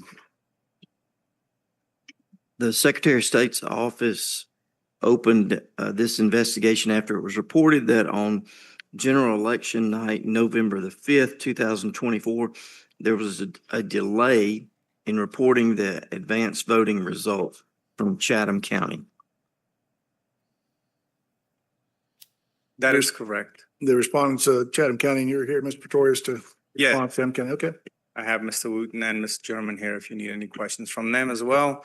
The issue that happened in that night was that the machine itself was not shut down correctly. And it resulted in our voting on that day, the day's voting that day, that went through just fine. And in the past, even if you didn't close it down correctly, the votes would still be uploaded and it'll be fine. But on this day, because the machine wasn't shut down properly, the votes wouldn't upload because of a software change. At that time, we self-reported to Secretary of State that we weren't able to upload or get the votes in. You could see the votes on the screen, but it wouldn't print out the votes. And so what we did is we called the Secretary of State's I'm office. sorry, what screen are you talking about? When they put in the thumb drive, the memory card, when they put that in, it'll show that the votes are there, but it won't give us the printout to show that the election votes are there. On the election management server? Yes. And so because of that, we called the Secretary of State and say, look, we can't close out. We were done very early that day. And so the problem was we reported that we aren't able to get the votes in on time because we have this issue. We followed the Secretary of State's guidance. They told us that we need to go in and close out every one of the early voting machines because that's the only problem that we had was the early voting machines. So we closed those out and then we were able to upload those votes. So those were late. So self-report on that. We were asking for a dismissal on that because we followed the Secretary of State's guidance. They didn't tell us to do anything other than close out those machines and then upload those votes again, and which we did. So Could you we're ask me asking which machines you're talking about? the early voting ones. The early voting ballot scanner tabulators? Correct. Okay. And so based on that, I know there was an issue that the tabulator receipts weren't printed out. And what I've done for you guys is I printed out our daily voting log, and on there, it shows the check-ins for each of those polling places for early voting. And then it has the daily check-in for each one of those tabulators that we have. So it's for each polling place, each machine, we have the daily tabulator. I've provided those already. Yeah. And so you'll see we have a daily vote, daily tabulator receipt that shows exactly every day what the votes were. So the only one that we do not have is the final one. And because of the way that things happened that night and based upon the Secretary of State's instructions, we followed what they told us to do. And so at that time, prior to certifying the election, we then printed out those tabulator tapes and certified that election. As part of that as well, to show that there is no issue and that issue has been corrected about closing it out, the last pages on your packet will show that we have corrected that issue, that it's no longer an issue, and that we do now completely close out the machine before we submit those. And so we believe that we have done everything correctly since that. We believe we were doing everything correctly on that night as well. The problem was that with the software change that had happened, that it would not accept the votes that we had, even though we had done everything correctly. On top of that, you also have in your packet, the Secretary of State requires us to do a hand count of one of the tabulator machines. And so when you go to the very last packet, you'll see that we have this audit tally sheet where they randomly pick one tabulator machine that from the early voting where we have to hand count everything. So there, it shows that everything was done correctly. And because the votes numbered and counted and hand counted in that case show exactly that the machines, that specific machine had the correct votes on it. So based upon the daily check-in log, based upon the daily tabulator tapes that were signed by the poll workers there, that the mistake that we made on the last day by not signing that receipt that final day was just a mistake. And so we're just asking that if it could be a letter of instruction to continue on with the way that we are currently doing it, based upon that last package, you'll see that we're currently doing it correctly, or a dismissal, based upon us following the Secretary of State's guidance that night. Could Ms. German come Yeah, for some questions? Is Mr. Wooten here too? he is here. Yeah, Mr. Wooten, if he'd come up forward too, please. And I did bring the original tapes. She requested those. I have them here. We also have a chain of custody log showing that when the memory cards were pulled and then given to the Board of Elections on each one. So if you would like any of those, I can provide those as well. If I might ask Ms. German to walk me through Election Day, and because you're the registrar, right? The registration director. So you're in Chatham County, you're in charge of early voting and absentee voting. Is that correct? Correct. Okay. So walk me through what happened that day with the ballot scanners, the tabulators, because you were in charge of those when they came in from the early voting sites. Is that correct? Correct. Okay. So on the last day of early voting, basically we just closed the machines down. We did not end the election. And so therefore on the election day, we took the voter machines over to the elections office. And then at that point, that's when the elections office normally uploads the information and do the tabulation. And then that's when the error occurred. We found out that there was an error. We have done it that way previously ever since we had the machines. And so there was no problem until that particular night. So that's So on Friday, at the end of early voting, you bring the 23 tabulators back to your office, right? Your correct. Or your warehouse. Okay. And do they stay, are they powered down but not closed? Right. Correct? Yes. Okay. So no tapes have been printed out on Friday? No, ma'am. Or Saturday? No, ma'am. Or Sunday? No, ma'am. Or Monday? No, ma'am.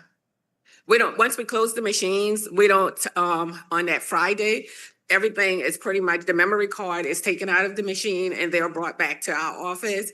And then nothing is done with that information until Tuesday morning when we take it over to Oh. the elections office. And so those stuff are in a locked room.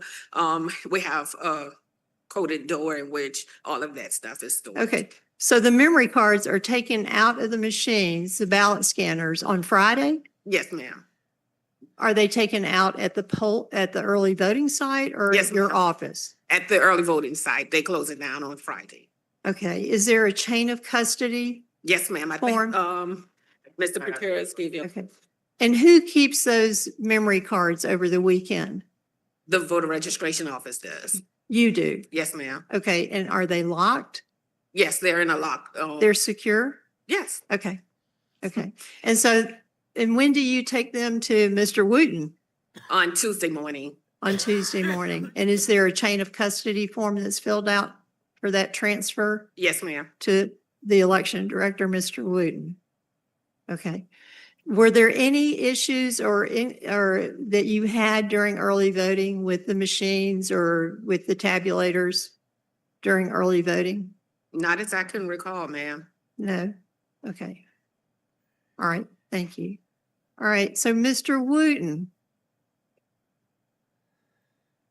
I will add, I know that she said this and I just want to correct the transfer record, whatever we have. There are tabulator takes for the day off, but it's done in the morning when they open up the election, the polling place. So you will have in your packet the tabulator tapes that were ran and signed that morning prior to the voting startup. right, you're talking about the status tapes. Correct. Every day when the tabulator is turned on, Yes, a status tape is printed out. that is. And what's on that status tape? It shows them votes up to that point. Votes up until that point? Yeah, so every day they do that, it'll run a tape that says this is how many votes we currently have on the machine. And the only other thing is, I believe when you look at that, there are, for one polling site, there is a tabulated tape that's run at the end. I think it was the Civic Center one. So there is one that was signed on the night after. So you look through that, you will see one of them that was done afterwards. I'm sorry, what was done afterwards? So when the machine was closed, there Right. was one, I think from one polling site, there was one that was printed and signed on that Friday when the election closed. So- I'm not exactly 100% sure, but I believe when you look through that, you will see that. At the Civic Center? I believe. Is that also named Eisenhower? No, the Civic Center is the one that's downtown Atlanta. Okay. East of Atlanta. Okay, so it was tabulated at the end of early voting rather than on election day. I wouldn't say it was tabulated. It was just whoever closed that machine printed one. The out. 3 tapes printed out. Yes, I believe that for Okay. one of those sites they did have. What did they do with the tapes? It's in that packet. It was turned into early voting. Turned in to Ms. German? Yes, Okay. correct. And then Ms. German, what did you do with those tapes? Are you asking me? No, Oh, Ms. German. Sorry. I'm sorry. Once we receive all of the information back in the office, when all of the sites deliver the information, we have a coded door in a room in which we store all of that election material in until that Tuesday when we take it over to the elections office. Okay. All right. So, Mr. Wooten, I could ask you, you retired, right? I did. Is. All right, so Mr. Wooten, tell me what you did on election day with these early voting memory cards. We accepted the memory cards. We did a chain of custody form. We accepted them. And we had published that we would early tabulate as of 6 p.m. And so we started our early tabulation, and the screen of the election night reporting server was showing the votes were on each card. We didn't realize until we started to do the download that they were not, they were there, but they would not download into the election night reporting system. And we tried several kind of of troubleshooting things, and we couldn't come up with anything. So I called the state and talked with staff at the state, talked with Blake and others there, and they suggested that the best way to get the results, in other words, our goal at that moment became, let's get the results that we had 90,000 early votes. Let's get what's the process we need to get these results into the system and reported so that people can see these votes, on TV, and, so that it's properly done, and so that we can produce our election night reports as well. And so the state suggested that we set up a scanner there in our server room, and that we insert the memory cards and close those cards, or close that election on those cards, and then input those cards into the election night reporting system.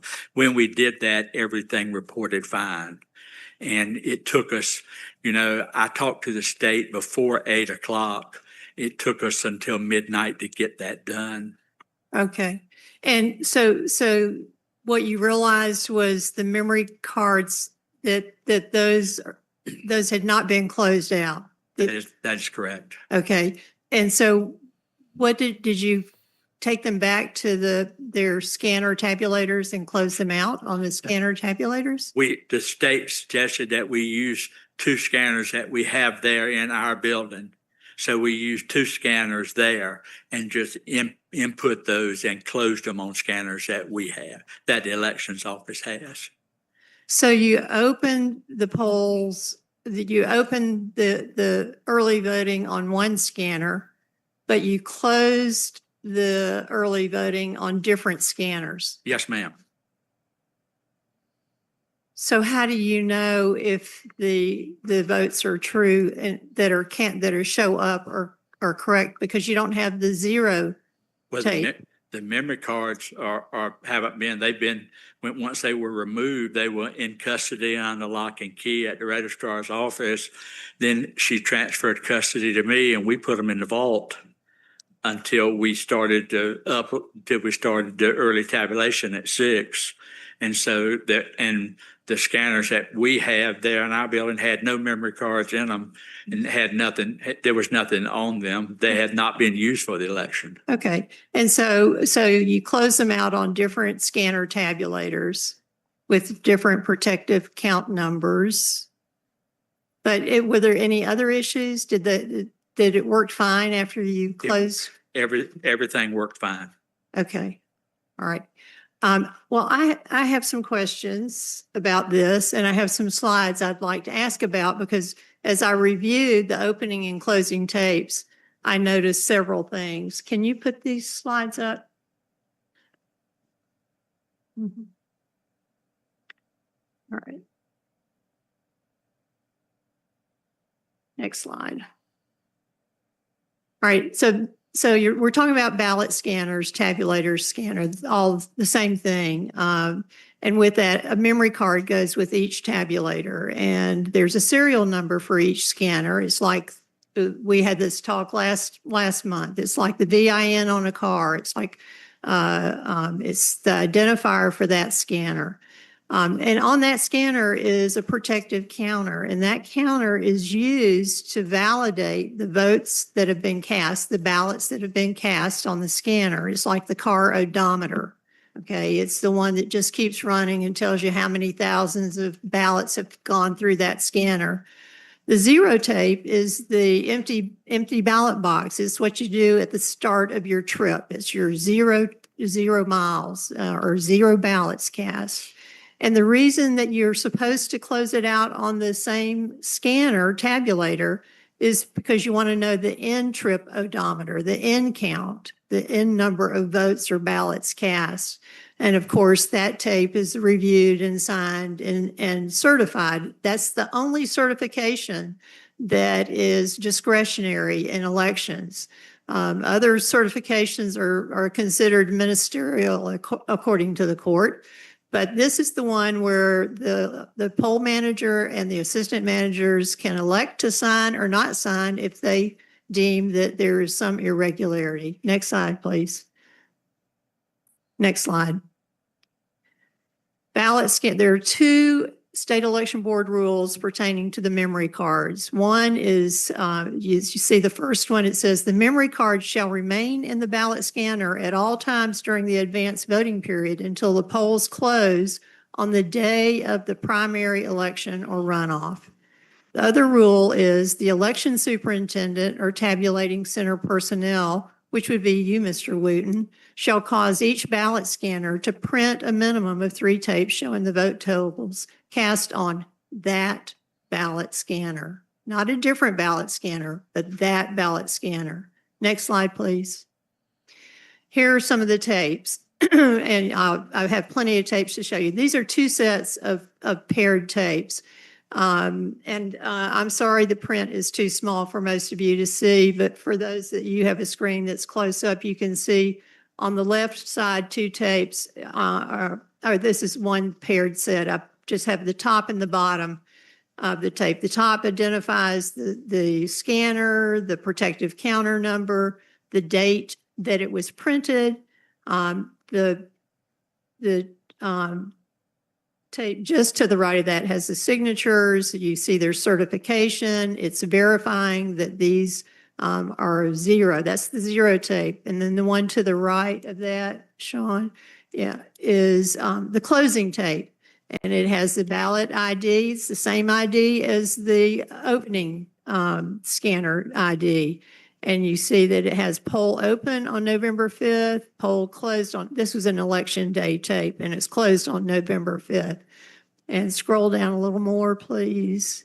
And one can see that indeed the unit serial number for the scanner is the same as it was for the opening scanner.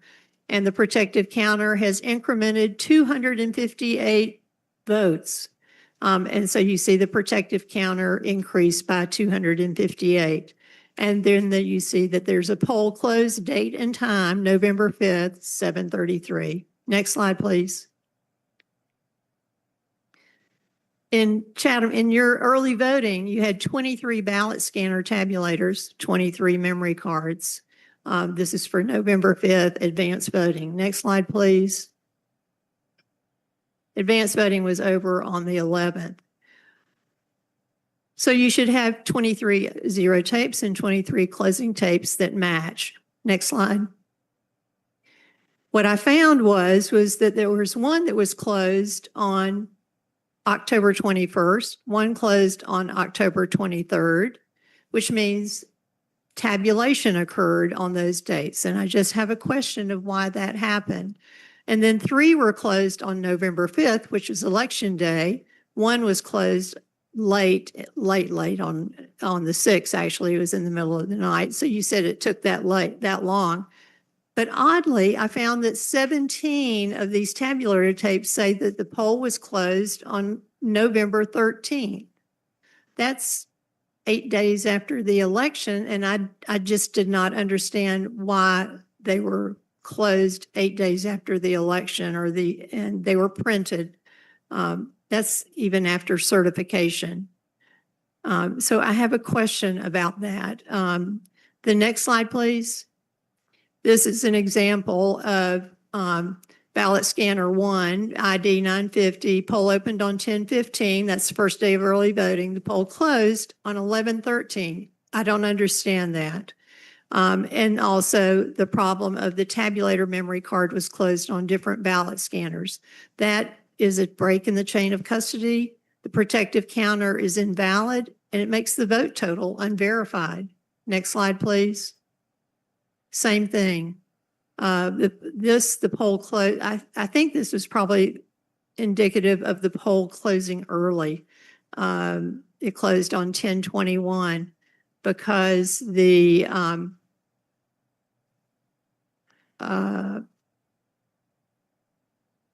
no, it just closed. It seemed to have been closed early, but also a break in the chain of custody. Next slide. These are 2 different ballot scanner numbers, break in the chain of custody. and this says the poll was closed on the 5th, but the report was printed on the 13th. I just didn't understand why it was printed on the November 13th. Next slide.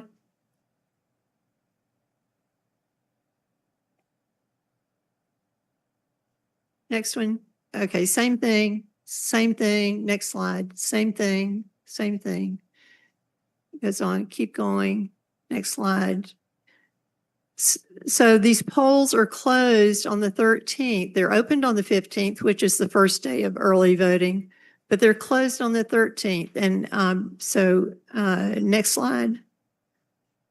And I just consolidated AV Annex. There were 3 scanners, 6 opening tapes. So you must have taken a memory card out when it got full and replaced it with a new memory card, because there are 3 ballot scanners and 6 open and closed tapes. And you notice the SEB rule at the bottom, 2 rules. Next slide. Next slide. Next slide. Same thing. Same thing.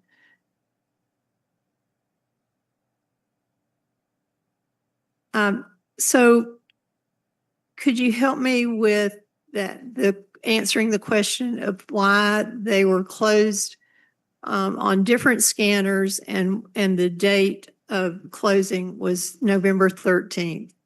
Well, we closed them on different scanners because that's what the Secretary of State's office told us to do, so that we could successfully get our results entered. We'd be able to print our election night reports. And so that's what we did. The 11/13, I believe that date, we were preparing to send our data to the Secretary of State's office, which is required, where we send copies of all of our forms.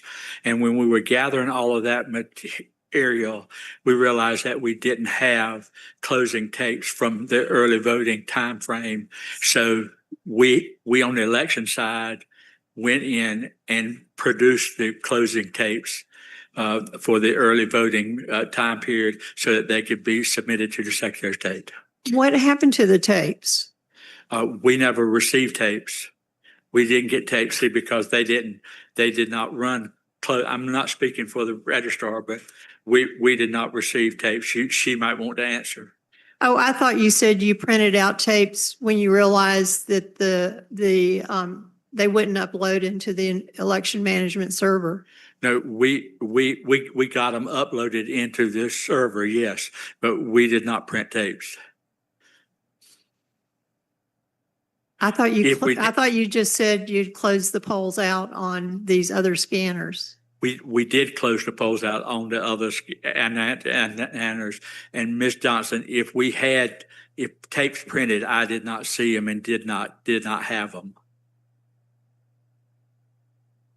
When you close the polls, I agree with it automatically prints out 3 tapes. I agree with what you're saying. But if I can use this term, the fog of the election, trying to get everything done and trying to correct, the error so we could get the results done and such and such. I don't really have an answer for the tapes that would have printed out on election night between 9 p.m. and midnight. I just know when I went to my materials, I did not have tapes. I knew that the registrar's office did not provide me with tapes. So we then we still had those memory cards locked in the vault. And so we took them out and printed tapes. You took them out, on the 13th? Yes, ma'am. But you claim that there were no tapes produced when the polls were closed on the different scanners. You mean during early voting? From the early voting tabulators, yes. I can't speak to that. Yeah. Ms. Sherman could. You repeat the question?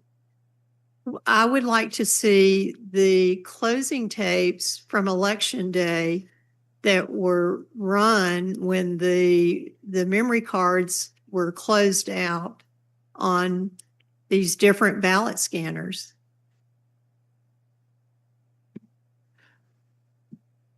On the last day of early voting, we did not print any tapes, ma'am. I believe I stated that earlier, that we did not print tapes on the last day of early voting. You didn't print any tapes, and Mr. Wooten did not print any tapes. Not that we know of, no. I don't understand. What did you certify? You said that they automatically print, so I don't know if automatically they printed. What I can tell you is that we don't have any record of them, of having a printed version of it until we had to redo it on the 13th. So we do not have that specific. No. Yeah. So what was certified? What did you certify? Well, we printed the SOVC. All the results were entered into the system. We printed the SOVC. We printed the summary. We did our reconciliation process. We reconciled with check-ins and ballots that were cast. Our election reconciled fine. There were very, very small discrepancies, and that's what we always use to certify.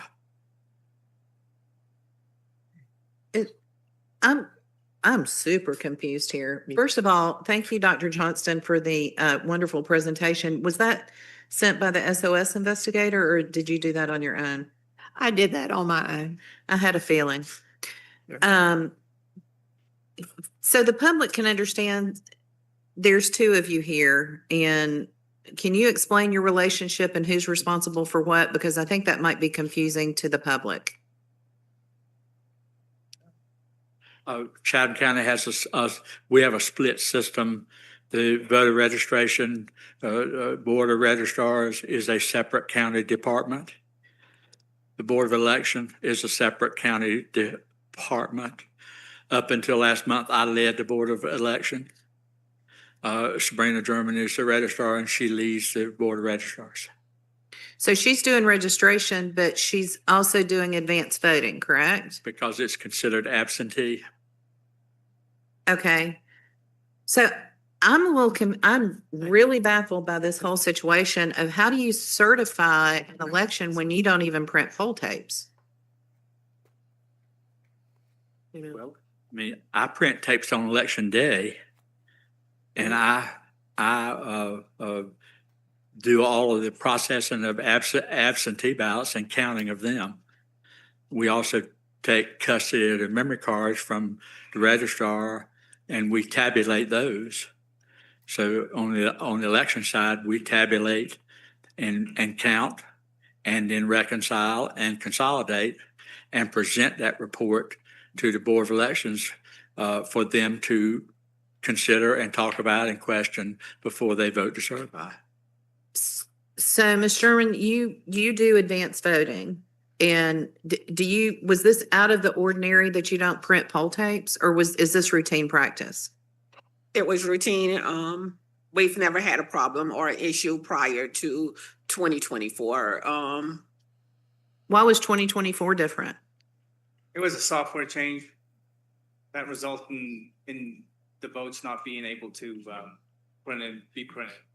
That's what we learned from the Secretary of State's office. There was a new software that.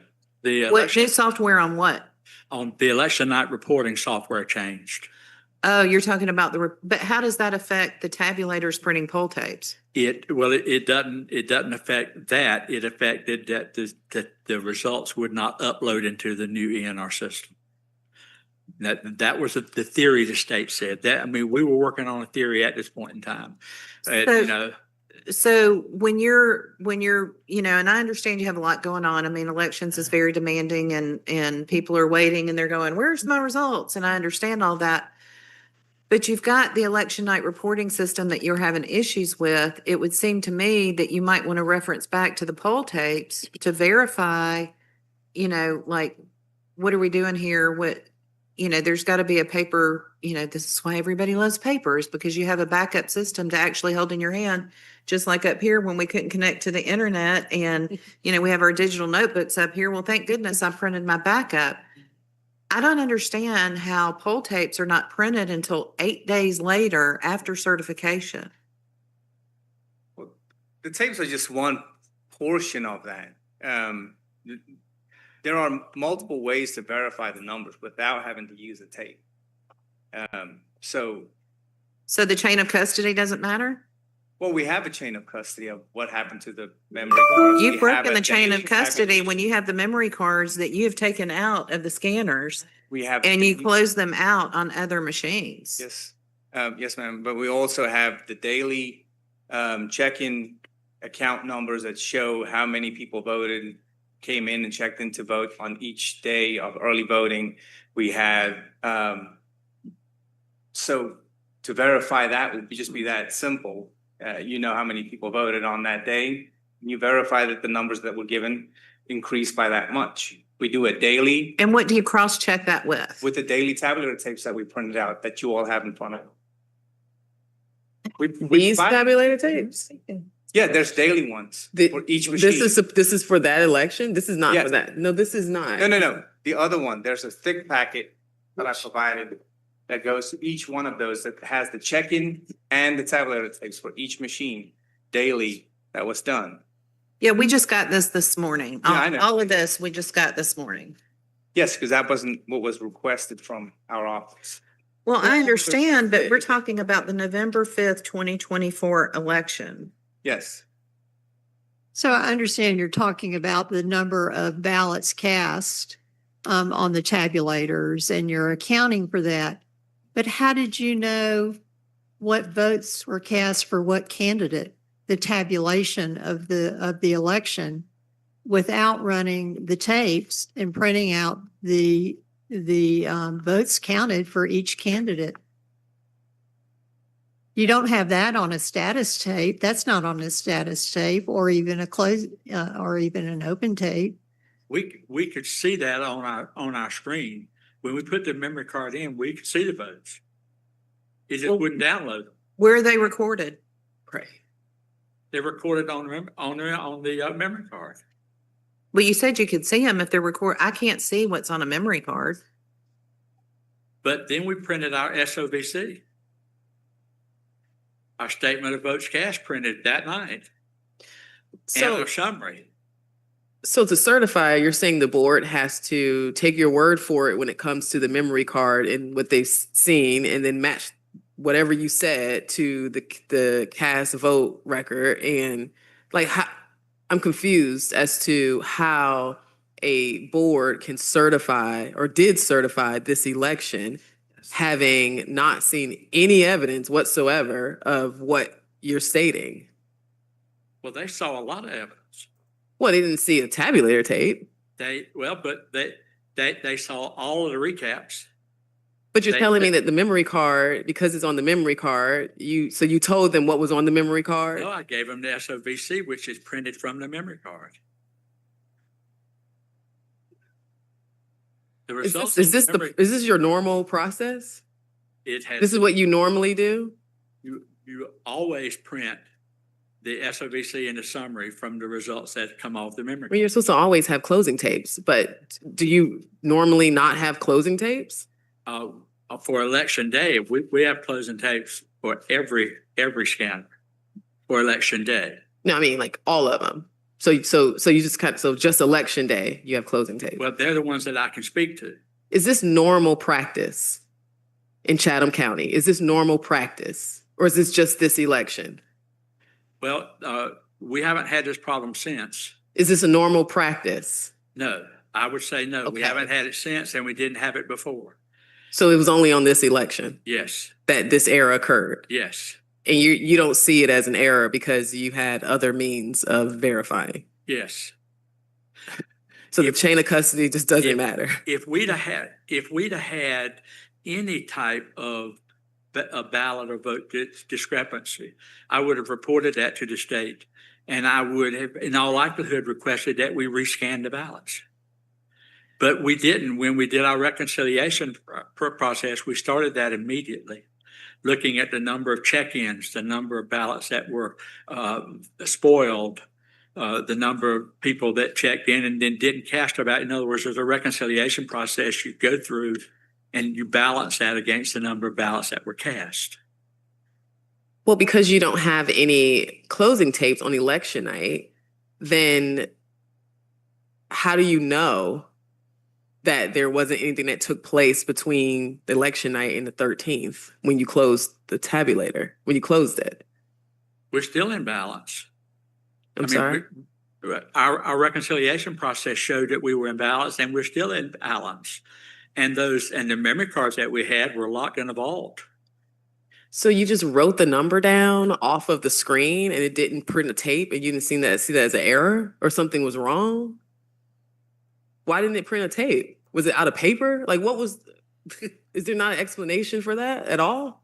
I can't speak to when we closed the polls out on election night so that we could download the results. Mm-hmm. I never saw any tapes. And you didn't ask for them?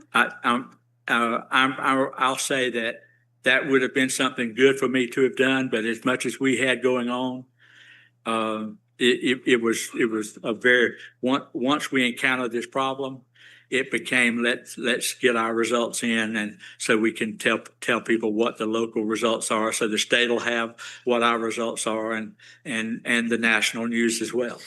How did a candidate know how many votes they got from early voting if there were no tabulator tapes for them to look at? Well, Were they I can posted say- on the wall, or?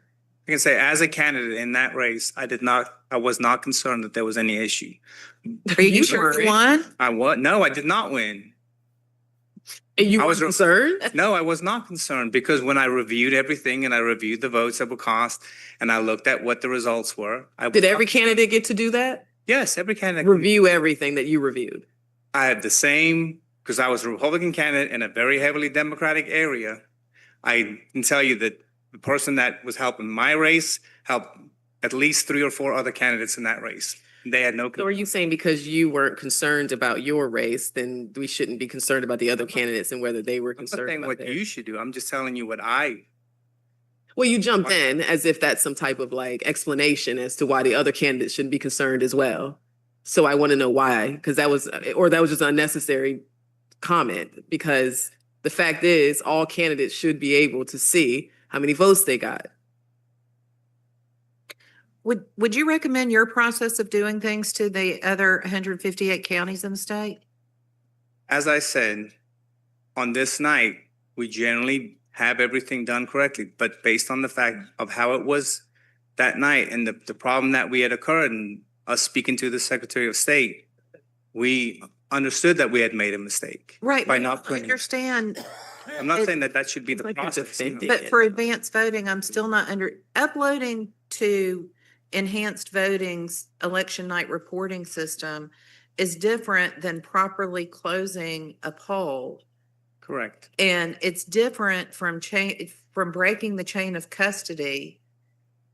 It's different from breaking election board rules on removing the memory cards and not printing the tabulator tapes. It's different from not ensuring that there are zero tapes to begin with.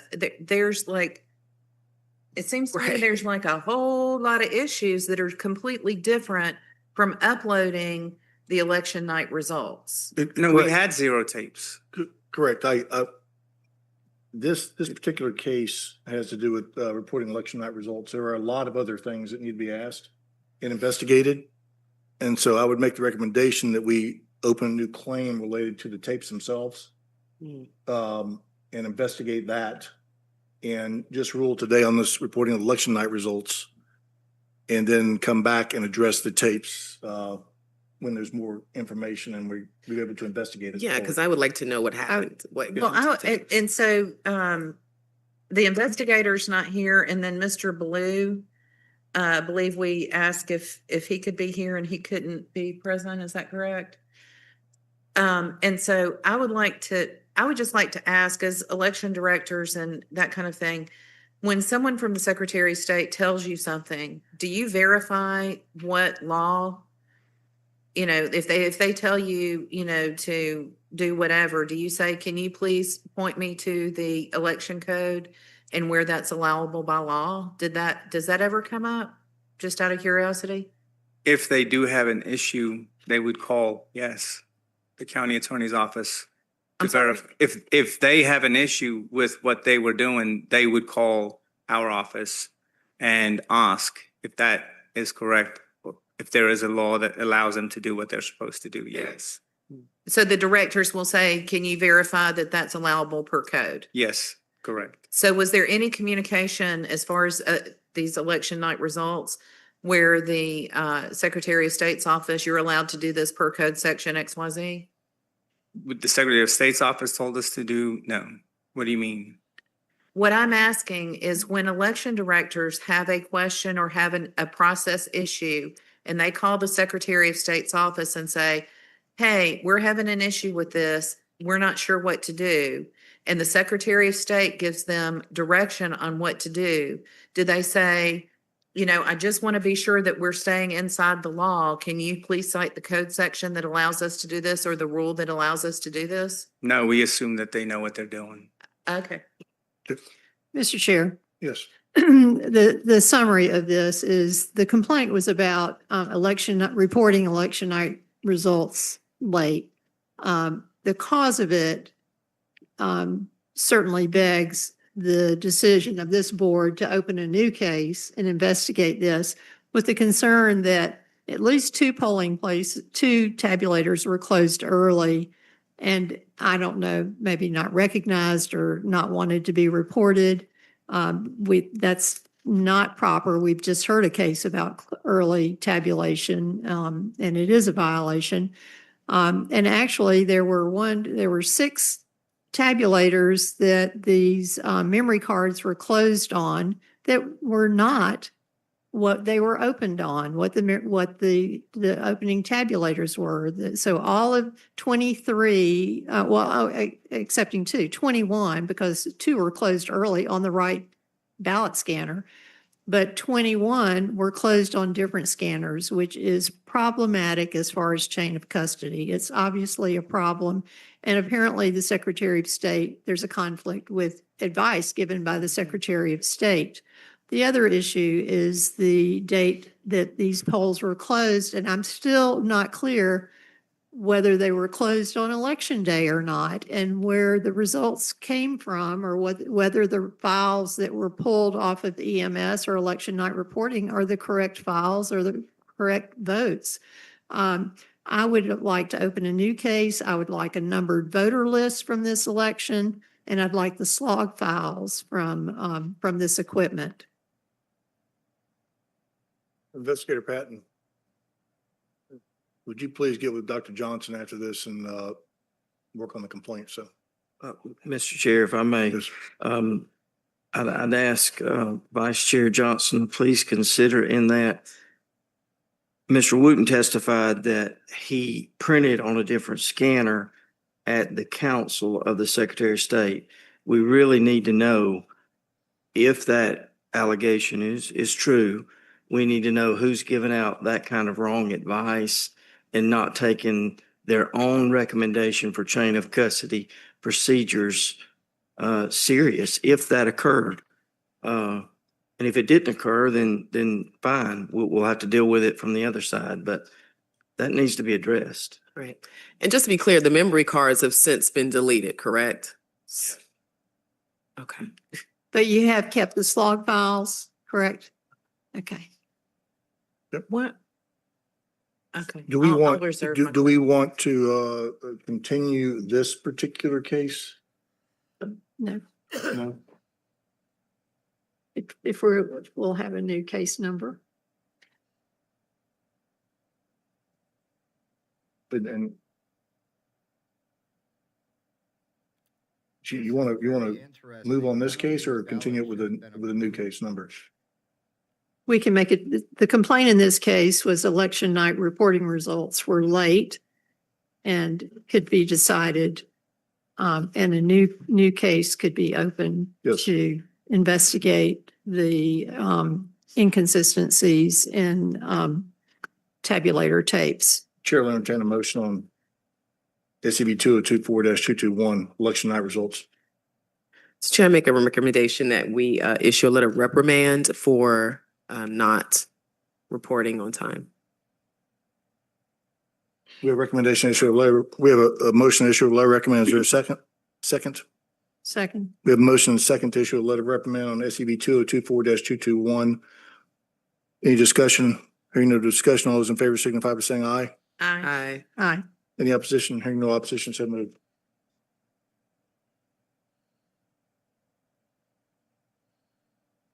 Thank you. We'll be in touch with you on any new case that might be open for this. Okay. And I will have those records in the county attorney's office if they want to contact me. I have the original tapes and everything else if you need those. Mr. Wooten, it's I come, have the original tapes and I'll get the slot Oh, but not to the put in my clothing. office in case anybody wants to phone. Thank you. Mr. Wooten, it's come to my attention you've retired recently. After how many years of service? Started as a poll clerk about 27 years ago. Thank you for your service. Thank you for your service. Service. Thank all of you. Well, We appreciate you. Thank you. This one is very interesting. None of those ballots should have been certified. How much further do you want to go? Keep going. Okay, quick. Next item on the agenda is SCB 2024-114 Appling County buying votes. The Office of the Secretary of State received the following allegation concerning the June 18, 2024 general primary in Appling County, I'm Georgia. going to sign off. Claire Jones alleged that Appling County Sheriff candidate Linton DeLoach was offering gifts and payments for votes. The respondent is Lyndon Deloach. Is Mr. Deloach here by any chance?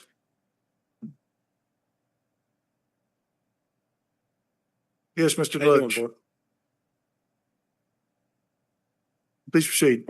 Those things that are listed. Would those- you introduce yourself for the court reporter, Oh, please? I'm sorry, Linton Deloach. Those things that you see that are reported right there was done by me. Well, I did give gifts not to individuals, but organizations for them to do what they would want to do with them. I had no control over who would win the door prize. I gave the door prize for recognition, just name recognition when they, as a sponsor. I had no control. Somebody from out of town could have won the prize or whatever the case may be. Somebody underage could have won the prize. It was just given as a donation to the organization. Do y'all make donations throughout the year to a lot of different organizations?